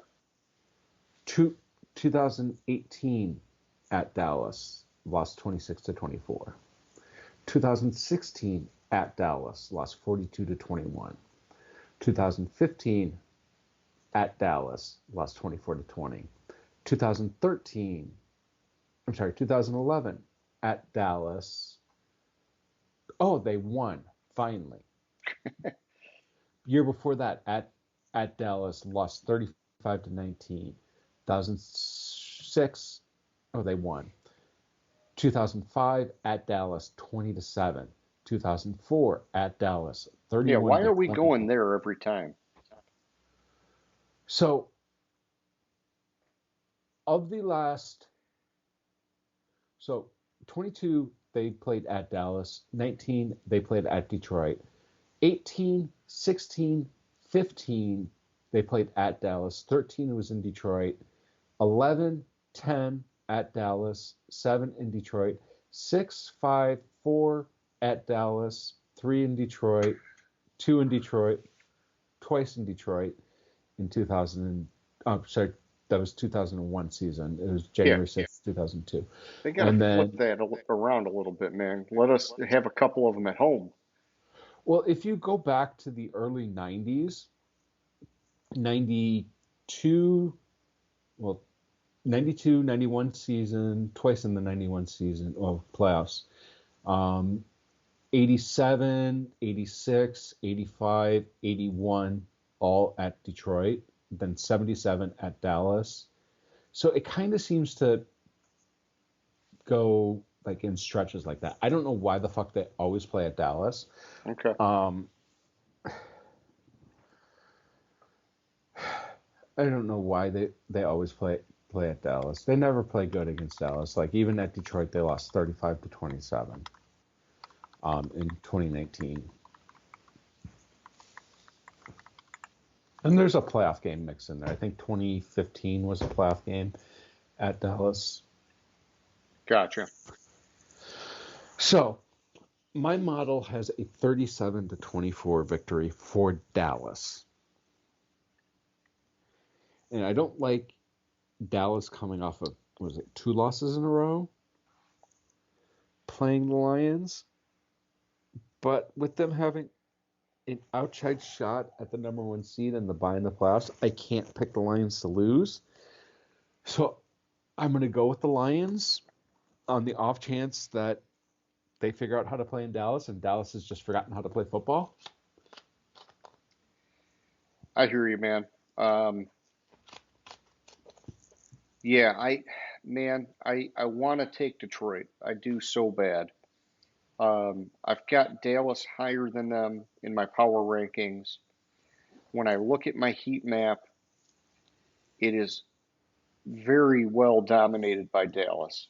And because it's in Dallas, I just can't go against it. If it was in Detroit, I might take Detroit, to be honest. But because it's in Dallas, man, they're just like we talked about, man. Dallas is one of the best teams at home, dude. Like they're just so fucking different of a team when they're playing in Dallas, man. So yeah, I don't know. I'm taking Dallas. Next up, we have possibly the battle for the number 1 seed in the AFC. The Miami Dolphins at the Baltimore Ravens. And yeah, I know what you're saying. What you have Baltimore as your number 1 team, and you have Miami as your number. Where did I have Miami? You have Miami as Yeah, number close. 5. Yeah, It's in Baltimore, and you've got them. Well, I guess that would go against it. Yeah. So, yeah. It's in Baltimore. yeah. Probably more than likely, the winner of this game will have the inside track at the number 1 seed. Both teams will still have to play next week, but Miami plays a team that's out of the playoffs no, they play the Bills. Miami plays the Bills, but it's at home, and Baltimore plays the Steelers at home. Either way, I think the winner of this game has the inside track at the number 1 seed. It's basically between these 2 teams. These are the only 2 teams that could have the number 1 seed. Prior to this past week against Dallas, I would say Miami can't beat a good team. But they were able to show this past week against Dallas, even though it was at home, that they can actually beat a good team. And yeah, Baltimore is a better team than Dallas. I honestly just went with my model on this one, and I had a 31-24 victory for Miami in my model. I don't know. I didn't That's good, man. go much into why it was so lopsided, but it was. So I stuck with my model and picked Miami in this one. No, I mean, hey, if the model's calling for it, you got to go with it. I respect that. I'm taking Baltimore. They're top team in our power rankings, and it's in Baltimore. Miami, yeah, they got the win against Dallas, but it was a road game for Dallas. Aside from that, they've been somewhat suspect to good competition this year. I do think Tyreek Hill's playing this game. I know he's been banged up in recent weeks, but that'll help Miami. And the thing is, it's crazy is that in my heat map, There's actually a lot of green for Miami, but if you could believe this, Baltimore has actually been outperforming my model. I mean, their defense has been like a classic dominant Baltimore defense. And then the offense has just been steady, man. And so I got to stick with Baltimore here. So I'm taking them, man. All right. Next up, we have the Patriots at the Bills. Yeah, Patriots at the Bills. And yes, the Bills do play down to their opponents. I think that getting the number 2 pick, or possibly the number 1 pick, depending on what happens with Carolina, but getting the number 2 pick or number 3 pick is incredibly important for New England. I think that, yeah, Belichick is fighting. I think Belichick might be fighting for his job, but it's not in the way you think. I think Belichick's fighting for his job as the GM, not the coach. I don't think they'll ever fire him as the coach. I think they might bring in a GM, and Belichick's might walk away if they bring in a GM. But I think if you have the number 2 pick or the number 3 pick, especially with Arizona being there, and there's a high probability that Arizona is not going to draft a quarterback. I'm not going to say they wouldn't, because they drafted the quarterback with number 1 2 years in a row, or with their first pick 2 years in a row with Rosen and then Murray. I forgot if it was Rosen or Darnold. I knew it was one of the California kids, but so I don't, especially with how much they gave Murray in his second contract, I don't think they're going to be looking for a pick, so looking for a quarterback. So having a top 3 pick, you have 2 quarterbacks that are potentially NFL ready in this draft. You have Derek May and you have Caleb Williams. There's talk about Bo Nix, I think. Yeah, Bo Nix and not Bo Nix. What the fuck's his name? Oh God, I'm drawing a blank on his name. I can't help you with all the college football stuff, Star, man. I don't go gung ho on that for another couple months. No, I know you don't. What the fuck is his name? This is gonna bug the shit out of me. But anyways, there's talk about these other quarterbacks kind of sliding in. So you have Caleb Williams, Derek May, Jaden Daniels is number 3, but it's the guy. It's the Oregon quarterback. What the fuck is? Yeah, the Knicks thing sounded right. You have Oregon and you have Washington. They have 2. Both of them have Penix. Penix is one of them. Washington, and then Penix is Washington. Oregon is it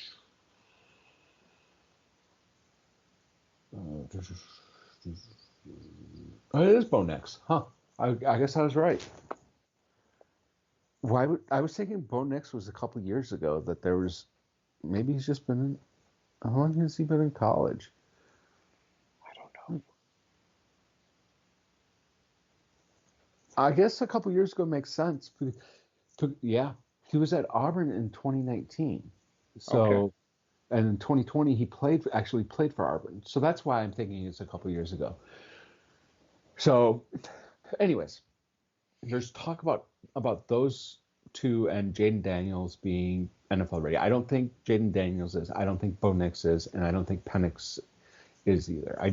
I don't see their game transferring over to the NFL. Sure. So it's incredibly important to get one of those 2, Caleb Williams or Drake May. Drake May is, I think, actually, in my opinion, if I were ranking them, I would rank Drake May over Caleb Williams, just on what I've seen. Plus, I discount Caleb Williams because I discount Caleb Williams a lot because he played for Oklahoma, and then he now plays for USC, who are premier football programs, where Drake May is doing it at North Carolina. Gotcha. I mean, both of them have everything I'm reading, good NFL comps. they compare Caleb Williams to Aaron Rodgers, and they compare Drake May to Justin Herbert. Gotcha. So, I mean, they do compare Jaden Daniels to Lamar, but I don't see it. I think Jaden Daniels is maybe a day 3 quarterback at best. And I think Okay. Bo Nix and Penix are probably day 2 quarterbacks. I don't see any of the other ones going in the first round, in my opinion, based on what I've seen in them. Anyways, even though Buffalo plays down to New England, I think New England has incentive to actually lose this game. And I'm going to go with Buffalo. My model had Buffalo winning, but like with me being so far down, I kind of look at each pick in my model and see where I can make a case one way or another on it, and I can make more of a case for Patriots wanting to lose and losing than I can make for the Patriots beating the Bills. I So gotcha. I'll stick with the Bills. Yeah, for me, I got to take Buffalo. They're just a lot heavier of a team in my model. I've got them winning, in this game by as much as 12. And heat map wise, I mean, they're green in everything except for a couple spots. Like their offensive line is red compared to New England's. And then their defensive front 7 is red compared to New England's. But otherwise, man, I just can't go against it. They're fighting for a playoff spot. New England, maybe Belichick's fighting for his job, but I like the way you put it. Maybe they bring in a GM or they do something different. But it would be better for New England to lose anyhow. And so I think best case scenario, it's like Belichick puts up a good fight, but they don't pull off the win. And so, I'm taking Buffalo as well, man. Next, we have Atlanta at Chicago. And if I thought Atlanta could put together a game like they did this past week, a second week in a row, I may have overridden my model on this. But yeah, I think Atlanta may have started to put it together, but I don't trust it because I've only seen it once or twice this season, and they haven't consistently done it. Where Chicago, I think Justin Fields, depending on what happens with how Justin Fields plays in the next 2 weeks, could determine. Yeah, he's playing for his job, man. I don't think he's playing for his job. He is out. Okay, all right. The next quarterback for the Chicago Bears is either Caleb Williams or Drake May. Oh, yeah, because they got the number 1 pick. So, yeah. Okay. They're going to reset reset the clock. They're going to reset the clock on it. So Justin Fields, who I think has shown a lot this season, that he can play in the NFL, and he is an NFL caliber quarterback. So they'll trade and they'll get something for him. Which is not evident because he's from Ohio State, and the Ohio State quarterbacks generally don't do good in the NFL. They seem to be more of a system quarterback, but Justin Fields has kind of broken that mold. And if he plays well in these last 2 games, that's going to increase his potential. Does he have trade value? But is this? He's a first round pick, and he's like in his 3rd year. So he's got 2 more. Yeah, this is this is his 3rd year. No, because they would have had to pick up his 5th round option in the offseason. The team that trades for him is not going to pick up his 5th round option necessarily. I mean, that's fine. I think he'll have trade value. Is all I'm saying. Mm-hmm. Where I was considering was I started to second guess and think this was his 4th year, not his 3rd year. Gotcha. Either way, he's playing for his next contract and his next team and Chicago has a chance to make the playoffs, I believe. Let me double check that. They have not been eliminated. Yeah, they need a little bit. Yeah, they have a very slim chance. I think the playoff picture says 1%. if Yeah, they win. right. If they win, they need some help. They need Green Bay, all these teams basically to lose out, which is possible because Green Bay and Chicago play last game of the season. Minnesota plays Detroit. Yeah, there's a Uh, chance. It's there's a slim, but there's a chance. there's a chance. The thing is they need Seattle to lose out, which I don't think is going to happen. But either way, Chicago still also on the other token, they don't care where their pick ends up because they're already going to get their quarterback with the number one pick. Yeah. So if it ends up being a higher number for them, they're going to get the value in trading Justin Fields. And where they're going to trade Justin Fields is probably to one of these teams that are searching for a quarterback that aren't going to have a top 3 pick. I'm going to say top 3 because Arizona in there. Arizona might trade out, but still. Okay.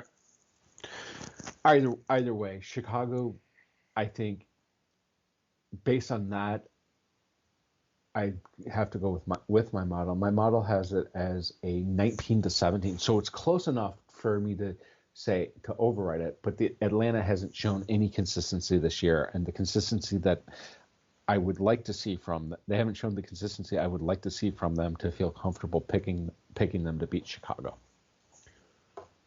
So I'm with Chicago. Okay.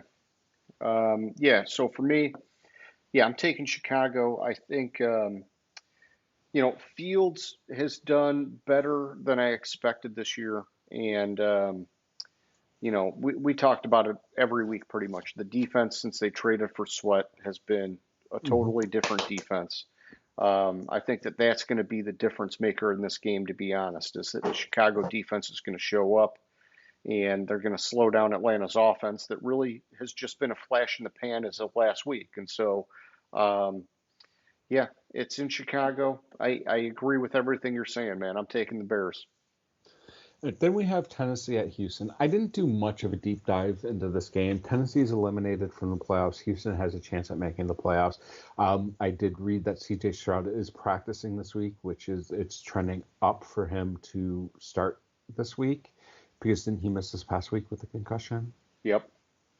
My model has it as a close game, but I'm going to go with Houston on it. That's what my model picks. I just think Houston has more to play for. Tennessee is trying to play spoiler. I also was really annoyed when Houston played at Tennessee and Tennessee wore the old Oilers uniforms. Yeah. It pissed me off because it's the Houston Oilers. It's not the fucking Tennessee Oilers. And they should have left all the Oilers history in Houston when they left. I'll digress there. I'm going to pick Houston. Okay.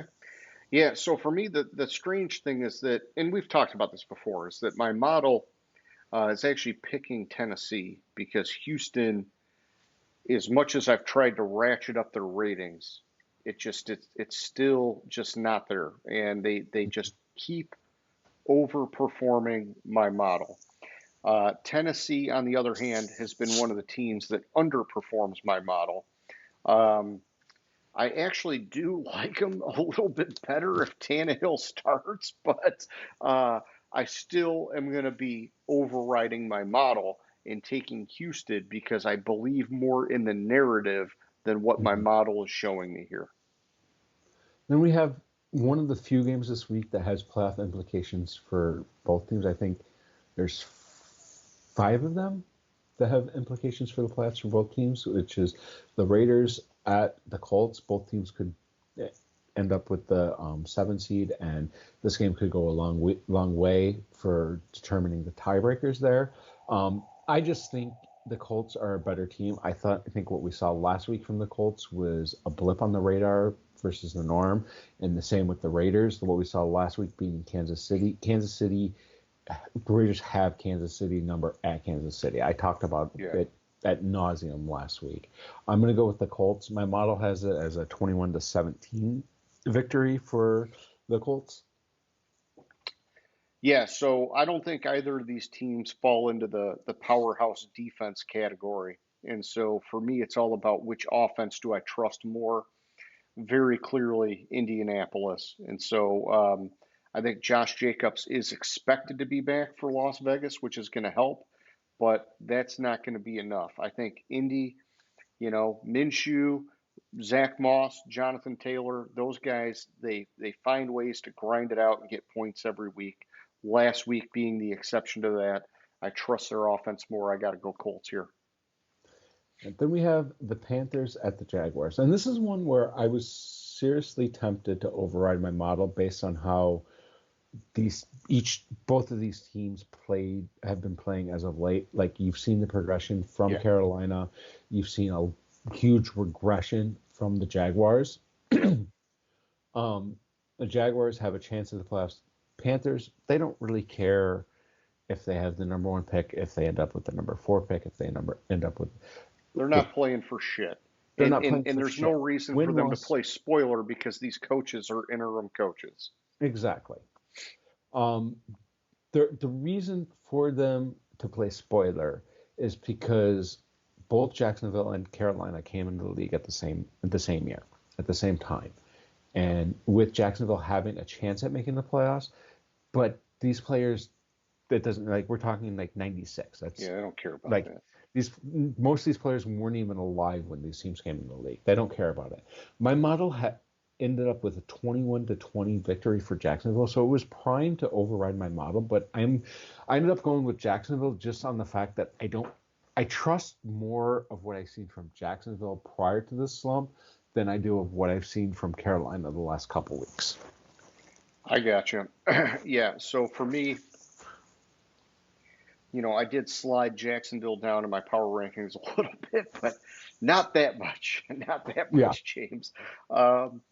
It was great to see Carolina hang in there with Green Bay, but I do believe Jacksonville is a healthy tier above Green Bay, even though they've been playing kind of rough as of late. And so they're just too far apart in my book to even entertain Carolina. So I got to take the Jaguars, man. Then we have the Rams at the Giants.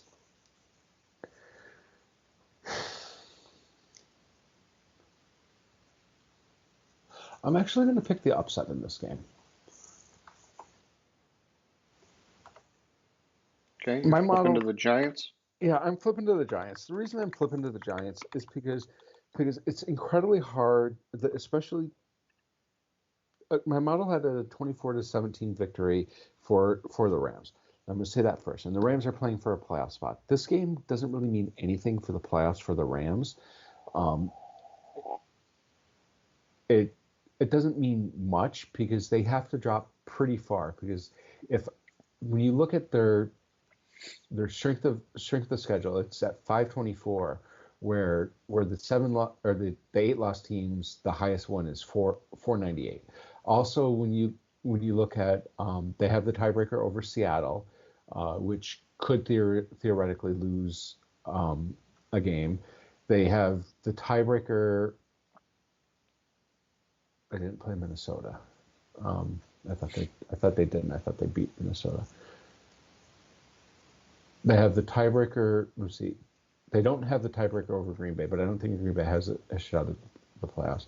And they have the tiebreaker over the Saints. They have a lot of the tiebreakers over the teams that are right behind them.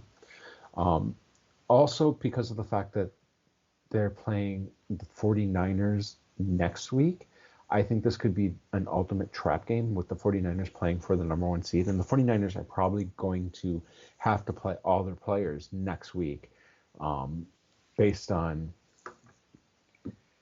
Yeah, I don't think the Rams could take the chance of losing the next 2 if they're playing the 49ers next week. Right. I don't think they can take the chance of losing, but I'm saying it's a trap game for them. Okay. I think they're going to look ahead to the 49ers and overlook the Giants, who are at 5-10. Gotcha. So I'm going to go with the Giants in this game, kind of on a hope and prayer that Tyrod Taylor's going to fire up the team, magic, man. And work some magic, and kind of a revenge game for Tyrod Taylor, even though he didn't play for the Rams. Didn't he play for the Chargers last year? And he played for the Chargers in Herbert's rookie year. Herbert's rookie year, and Herbert got the start over him because a team punctured punctured his lung. So I Yeah, Poor Tyrod Taylor, man. it's not the Chargers, but Yeah. it's Los Angeles, and I think Taylor's going to come out and beat and All play right. as fucking hard as he can, especially since though Tyrod Taylor, like, let's be honest, the Giants may or may not want Daniel Jones as their quarterback next year. If Tyrod Taylor comes out and shows something, he could he could overtake Daniel Jones as starting quarterback with the Giants. Let's be Yeah. honest. Yeah. I mean, they're paying Danny some money, but Yeah, but they I don't like regretted him. that contract as soon as they signed it. So All right. So, yeah, I'm taking the Rams here. So we got some action. And I just, like I talked about earlier in the show, the Rams, they're winning on offense. Stafford and company are getting it done.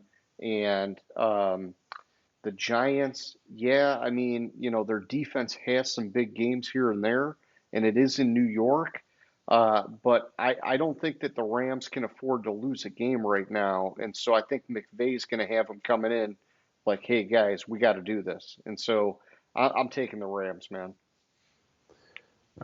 and I was wrong on the tiebreaker that Philadelphia had over Detroit. It's the strength of victory, not strength of schedule, Okay. which could change this week based on if Detroit beats Dallas, then that would boost up Detroit's strength of victory. And we'll talk about this Arizona at Philadelphia game where my model had a 24-23 victory for Philadelphia. I don't like what I've seen from Philadelphia the last few weeks. Yeah, they may have won a game in here, and yeah, they did have a incredibly hard stretch before they just played the Giants. But I think this is a game, especially seeing as though the only incentive for Arizona to have the number 2 pick is to trade it. And what's his face? Gannon, who was Philadelphia's defensive coordinator last year, and who knows that basically initially his protege took over the defense. Yeah, it's Matt Patricia. Matt Patricia can't fucking coach. Anyways, but he knows that offense, and he knows how. What's his face? Who's the coach there? Staley? No, that's the Chargers. No. Oh, Holy cow. What the fuck's his name? I just blanked on it. Oh, no. I must Steichen? be getting No. tired. Holy cow. Yeah, I just drew a blank on it too. Nick Sirianni. Holy Sirianni. crap, man. How did I blank that? Well, because he was an unknown when he came in. Yeah, I mean he was good as the offensive coordinator for Indy, and then obviously they made the run last year to the Super Bowl. But yeah, go ahead, man.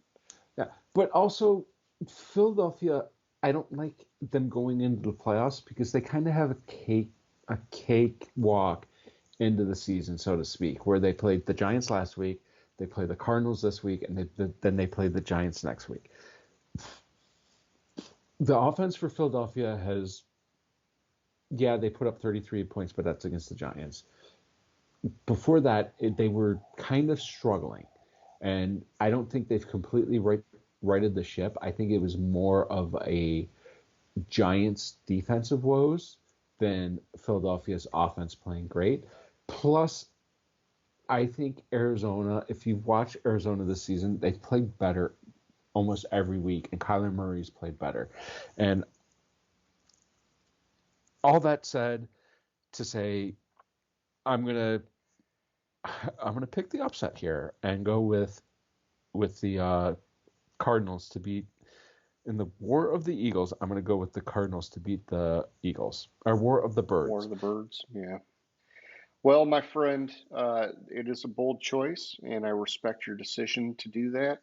I am taking the Eagles. My model is 100% green for Philly, And even though Arizona has outperformed the model, my model has it as a 16-point spread. I just can't make a case to put Arizona above them, and so I got to take Philly here, man. All right. Then we have the Saints at the Bucks. Both teams are playing. Okay, so the Saints are still alive for the division, if you can believe that or not. I believe it because that division sucks, but yeah. That division fucking blows.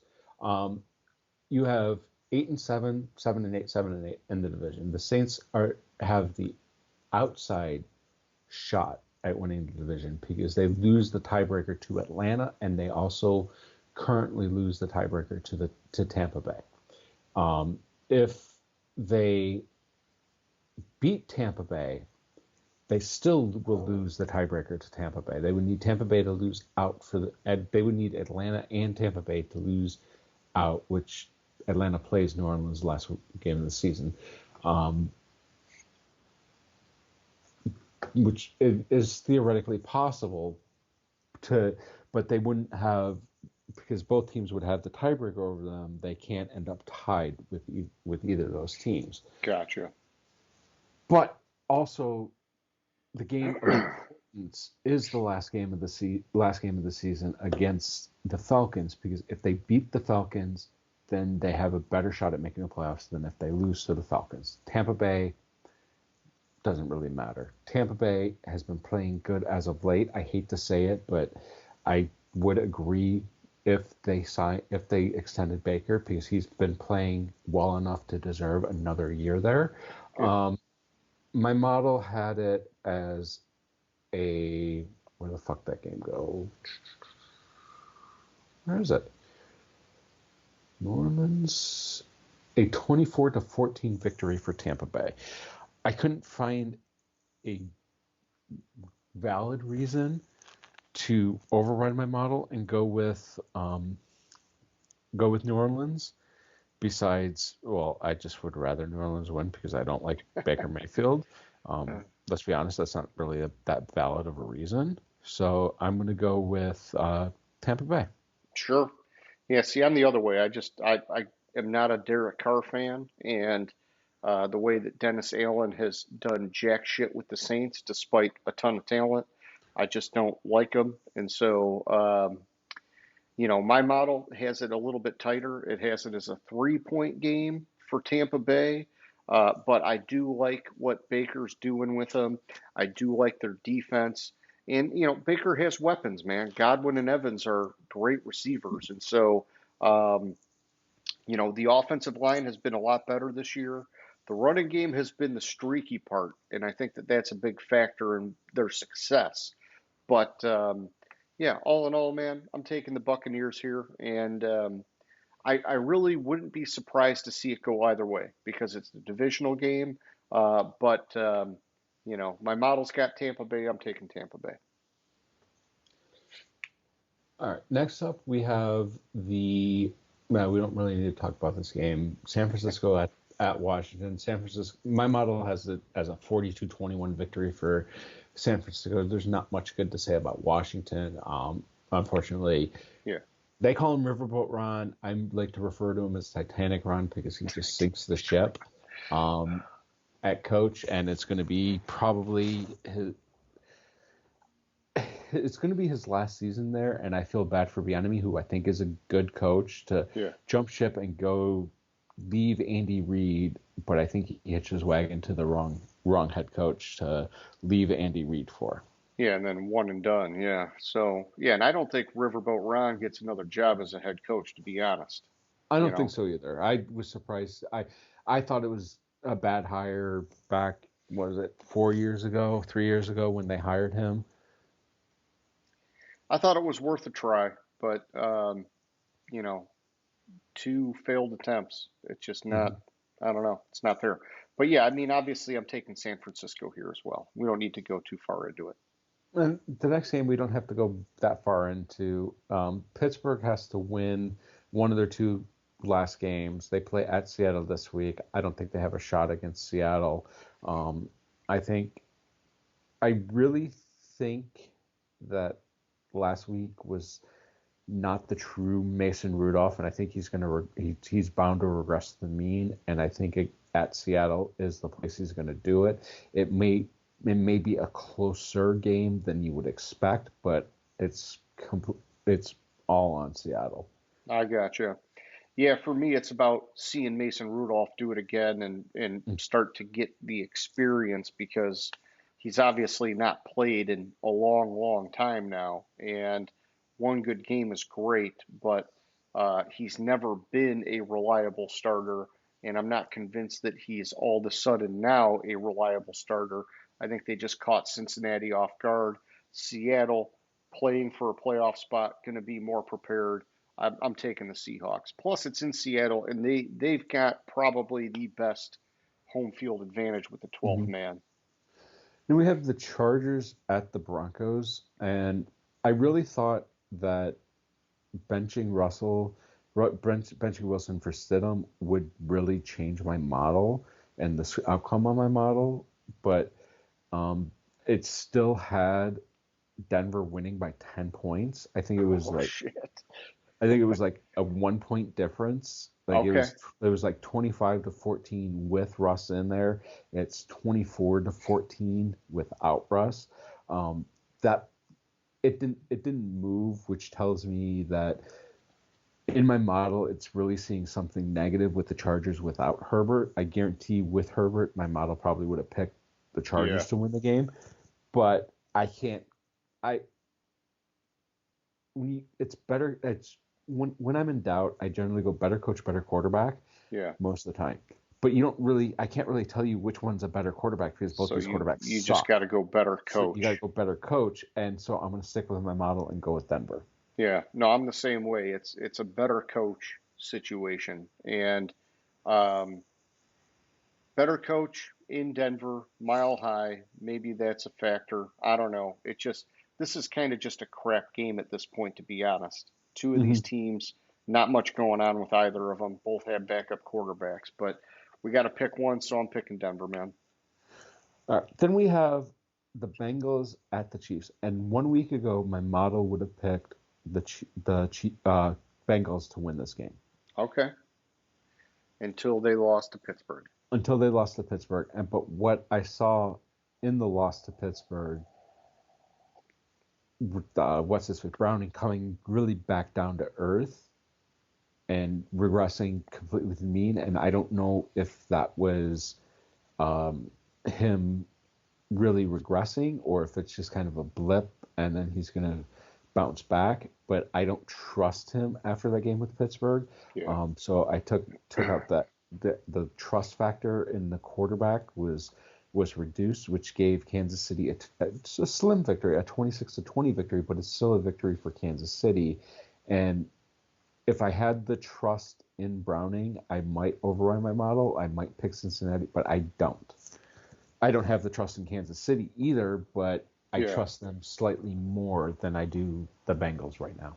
No, I know, and that makes it tough. Like my model has it as a 13-point spread in Kansas City's favor, but I don't believe that they're going to have that kind of a performance because they just have not been that team at all this year. And, we see them imploding, but it is in Kansas City. Browning got kind of punched in the mouth last week, and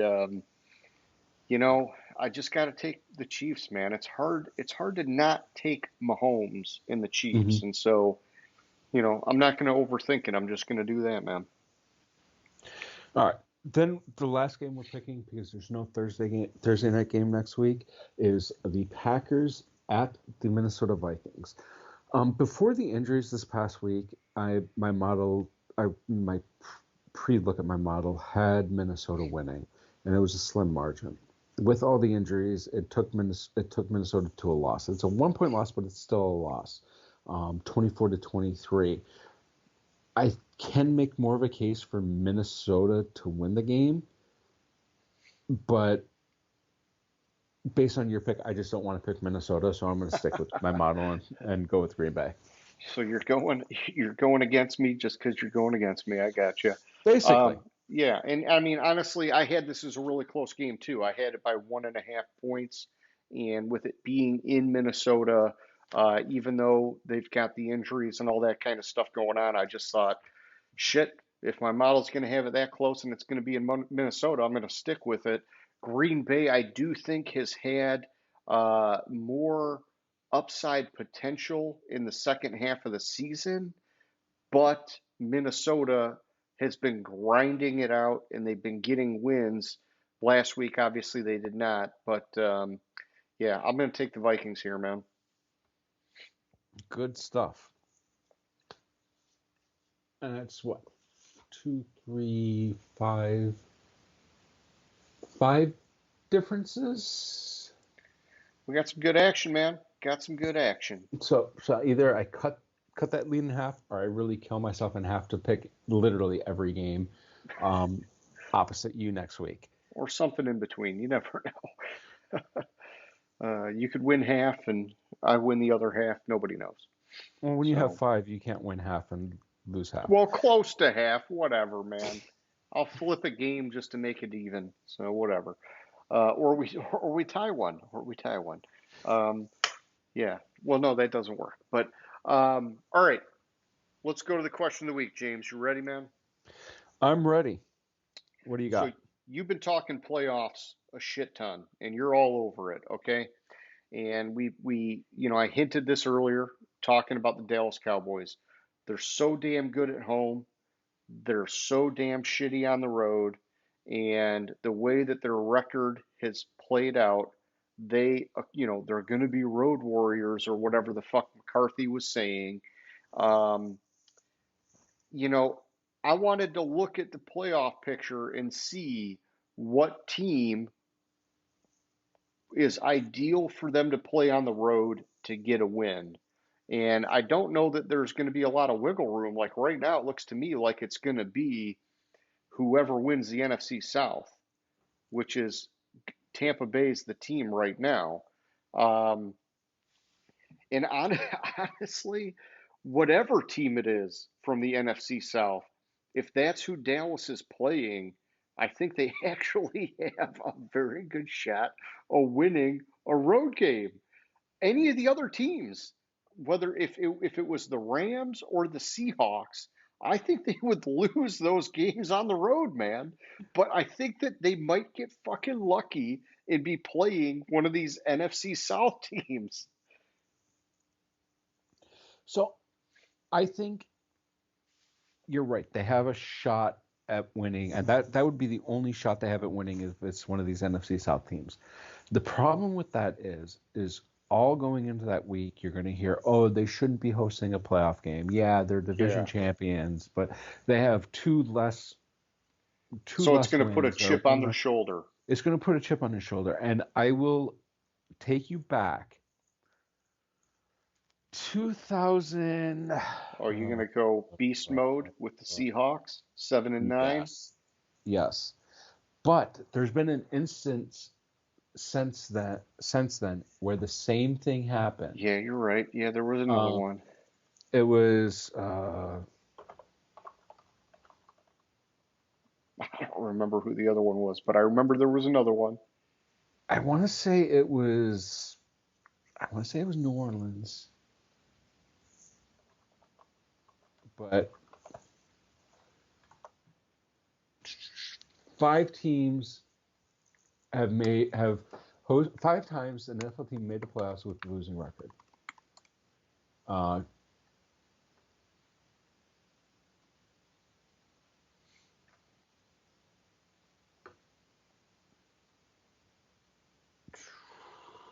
And the Lions were one of them in 82. Okay.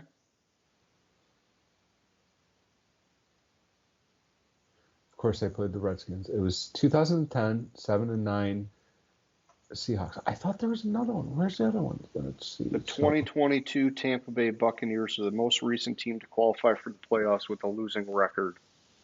So I guess last year Tampa Bay got in at 8-9.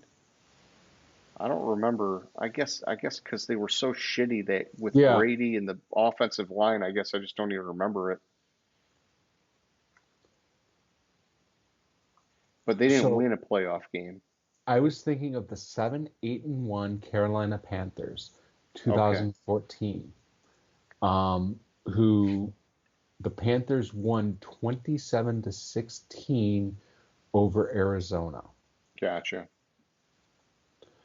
And that was one. I forgot about Tampa Bay last year, but 2020 Washington, that one also. They Oh almost yeah, that yeah, was the year they almost beat Brady in the yeah. playoffs. Well, Tampa Bay didn't do it. Then the article I just looked at was fucking wrong. I don't know. Dude, it did not ring a bell with me at all. But it So that was was 2022 Tampa Bay Buccaneers season. They were 8-9, but they won the NFC South. Yeah, so and all right. So they they got it because they lost to the won the NFC South. Cowboys Yeah. 31-14.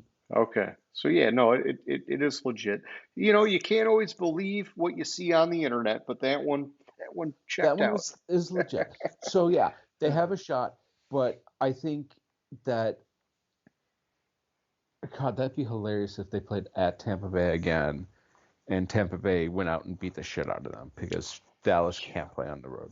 Yeah. And Tampa Bay, and the difference between the two teams is last year's Tampa Bay Buccaneers versus this year's Tampa Bay Buccaneers is last year's Tampa Bay Buccaneers trail were trailing off at the end of the season.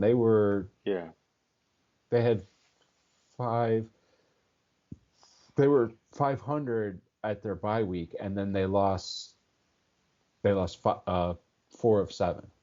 Yeah, and I mean, I guess the problem is like, so I'm sorry, Dallas And is they the, started the season playing at Dallas and won that game at Dallas 19-3.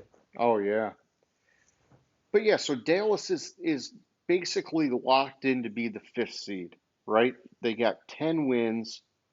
The only way they're not the fifth seed is if somehow the Rams or the Seahawks win out and beat them on a tiebreaker. No, they can still win their division. Philadelphia Eagles only have 11 wins. Oh shit, I wasn't even thinking about that. Okay, so So they need to win out and Philly win needs out to and lose Philly out. needs to lose out. Tiebreaker wise, I think, And then they'd have a home game. yeah, So that's their best case that's scenario. their best case scenario. Their second Um, best case scenario, which is like the most likely scenario, is that they exactly. play an NFC South team on the road, which is like a gift from God that if you're going to play a team on the road, it's Hmm. going to be one of them. So, oh. Exactly. So Well, Dallas is probably going to win a playoff game after all. yeah, it's probably right. They probably won't win a playoff game. I would say possibly don't discount Yeah, Tampa the Bay or whoever Tampa because of Bay the chip on the or shoulder. whoever because chip on the shoulder and the fact that Tampa Bay was knocked out last year by Dallas in the playoffs in a playoff game at Tampa Bay. So I wouldn't say this. Don't count Sure. out the Bucks, but that's their best shot at winning a road playoff game. Any of the Yeah. other teams, because then they would play either depending that what happens, they would play either at San Francisco or Yeah, maybe up a creek in those scenarios. at San Francisco or at Detroit or at Philadelphia. Like Yeah. that if I mean, I'd be if worried about Philly, them playing at Detroit. yeah, I'm just worried about Detroit. But yeah. yeah. But So that wasn't my question, James. there's a shot. Yeah. There's a shot at them winning a playoff game because they're going to get the luck of a road playoff game because they're going to get the luck of the draw unless they choke the shit out of the rest of the season and drop below. Because the Rams theoretically could get the 5 seed over them. Well, No, that's what I they was can't wondering if they could because break it. there's They could beat head them to in a head. tiebreaker. No, they can't because Dallas beat the Rams. Yeah, so that doesn't work. So Seattle played them, and they did. John, I thought they played. Yes. So nope, Seattle can't overtake them. Yeah, so they're locked in at the 5 Yeah, or they're the basically or the locked in at division winner. Yeah. the 5 or the division winner. And Yeah, and if they win the division, then they're at home. I'd say they're highly likely to win a home game. If yeah, they're on the road, it's going to be against the NFC South, and I think that's their best case scenario, man. it is their best case scenario. I agree with you, which who would have thought that it would be possible for fucking Dallas to The win a road football game. gods are looking down upon them favorably, is what's going on. This is true. All right, man, that's all I got for tonight. You got any closing thoughts? No, that's about all I had. All right, well, hey, anybody who's watching, we hope you liked the show. If you didn't, meh, whatever. You're not going to tell us in the comments anyhow. So, uh, but if you if you haven't already, please subscribe. James, like always, man, it was a good time. I'll catch you later, bud. All right, see ya. Gridiron Grinder. Hut hut hike.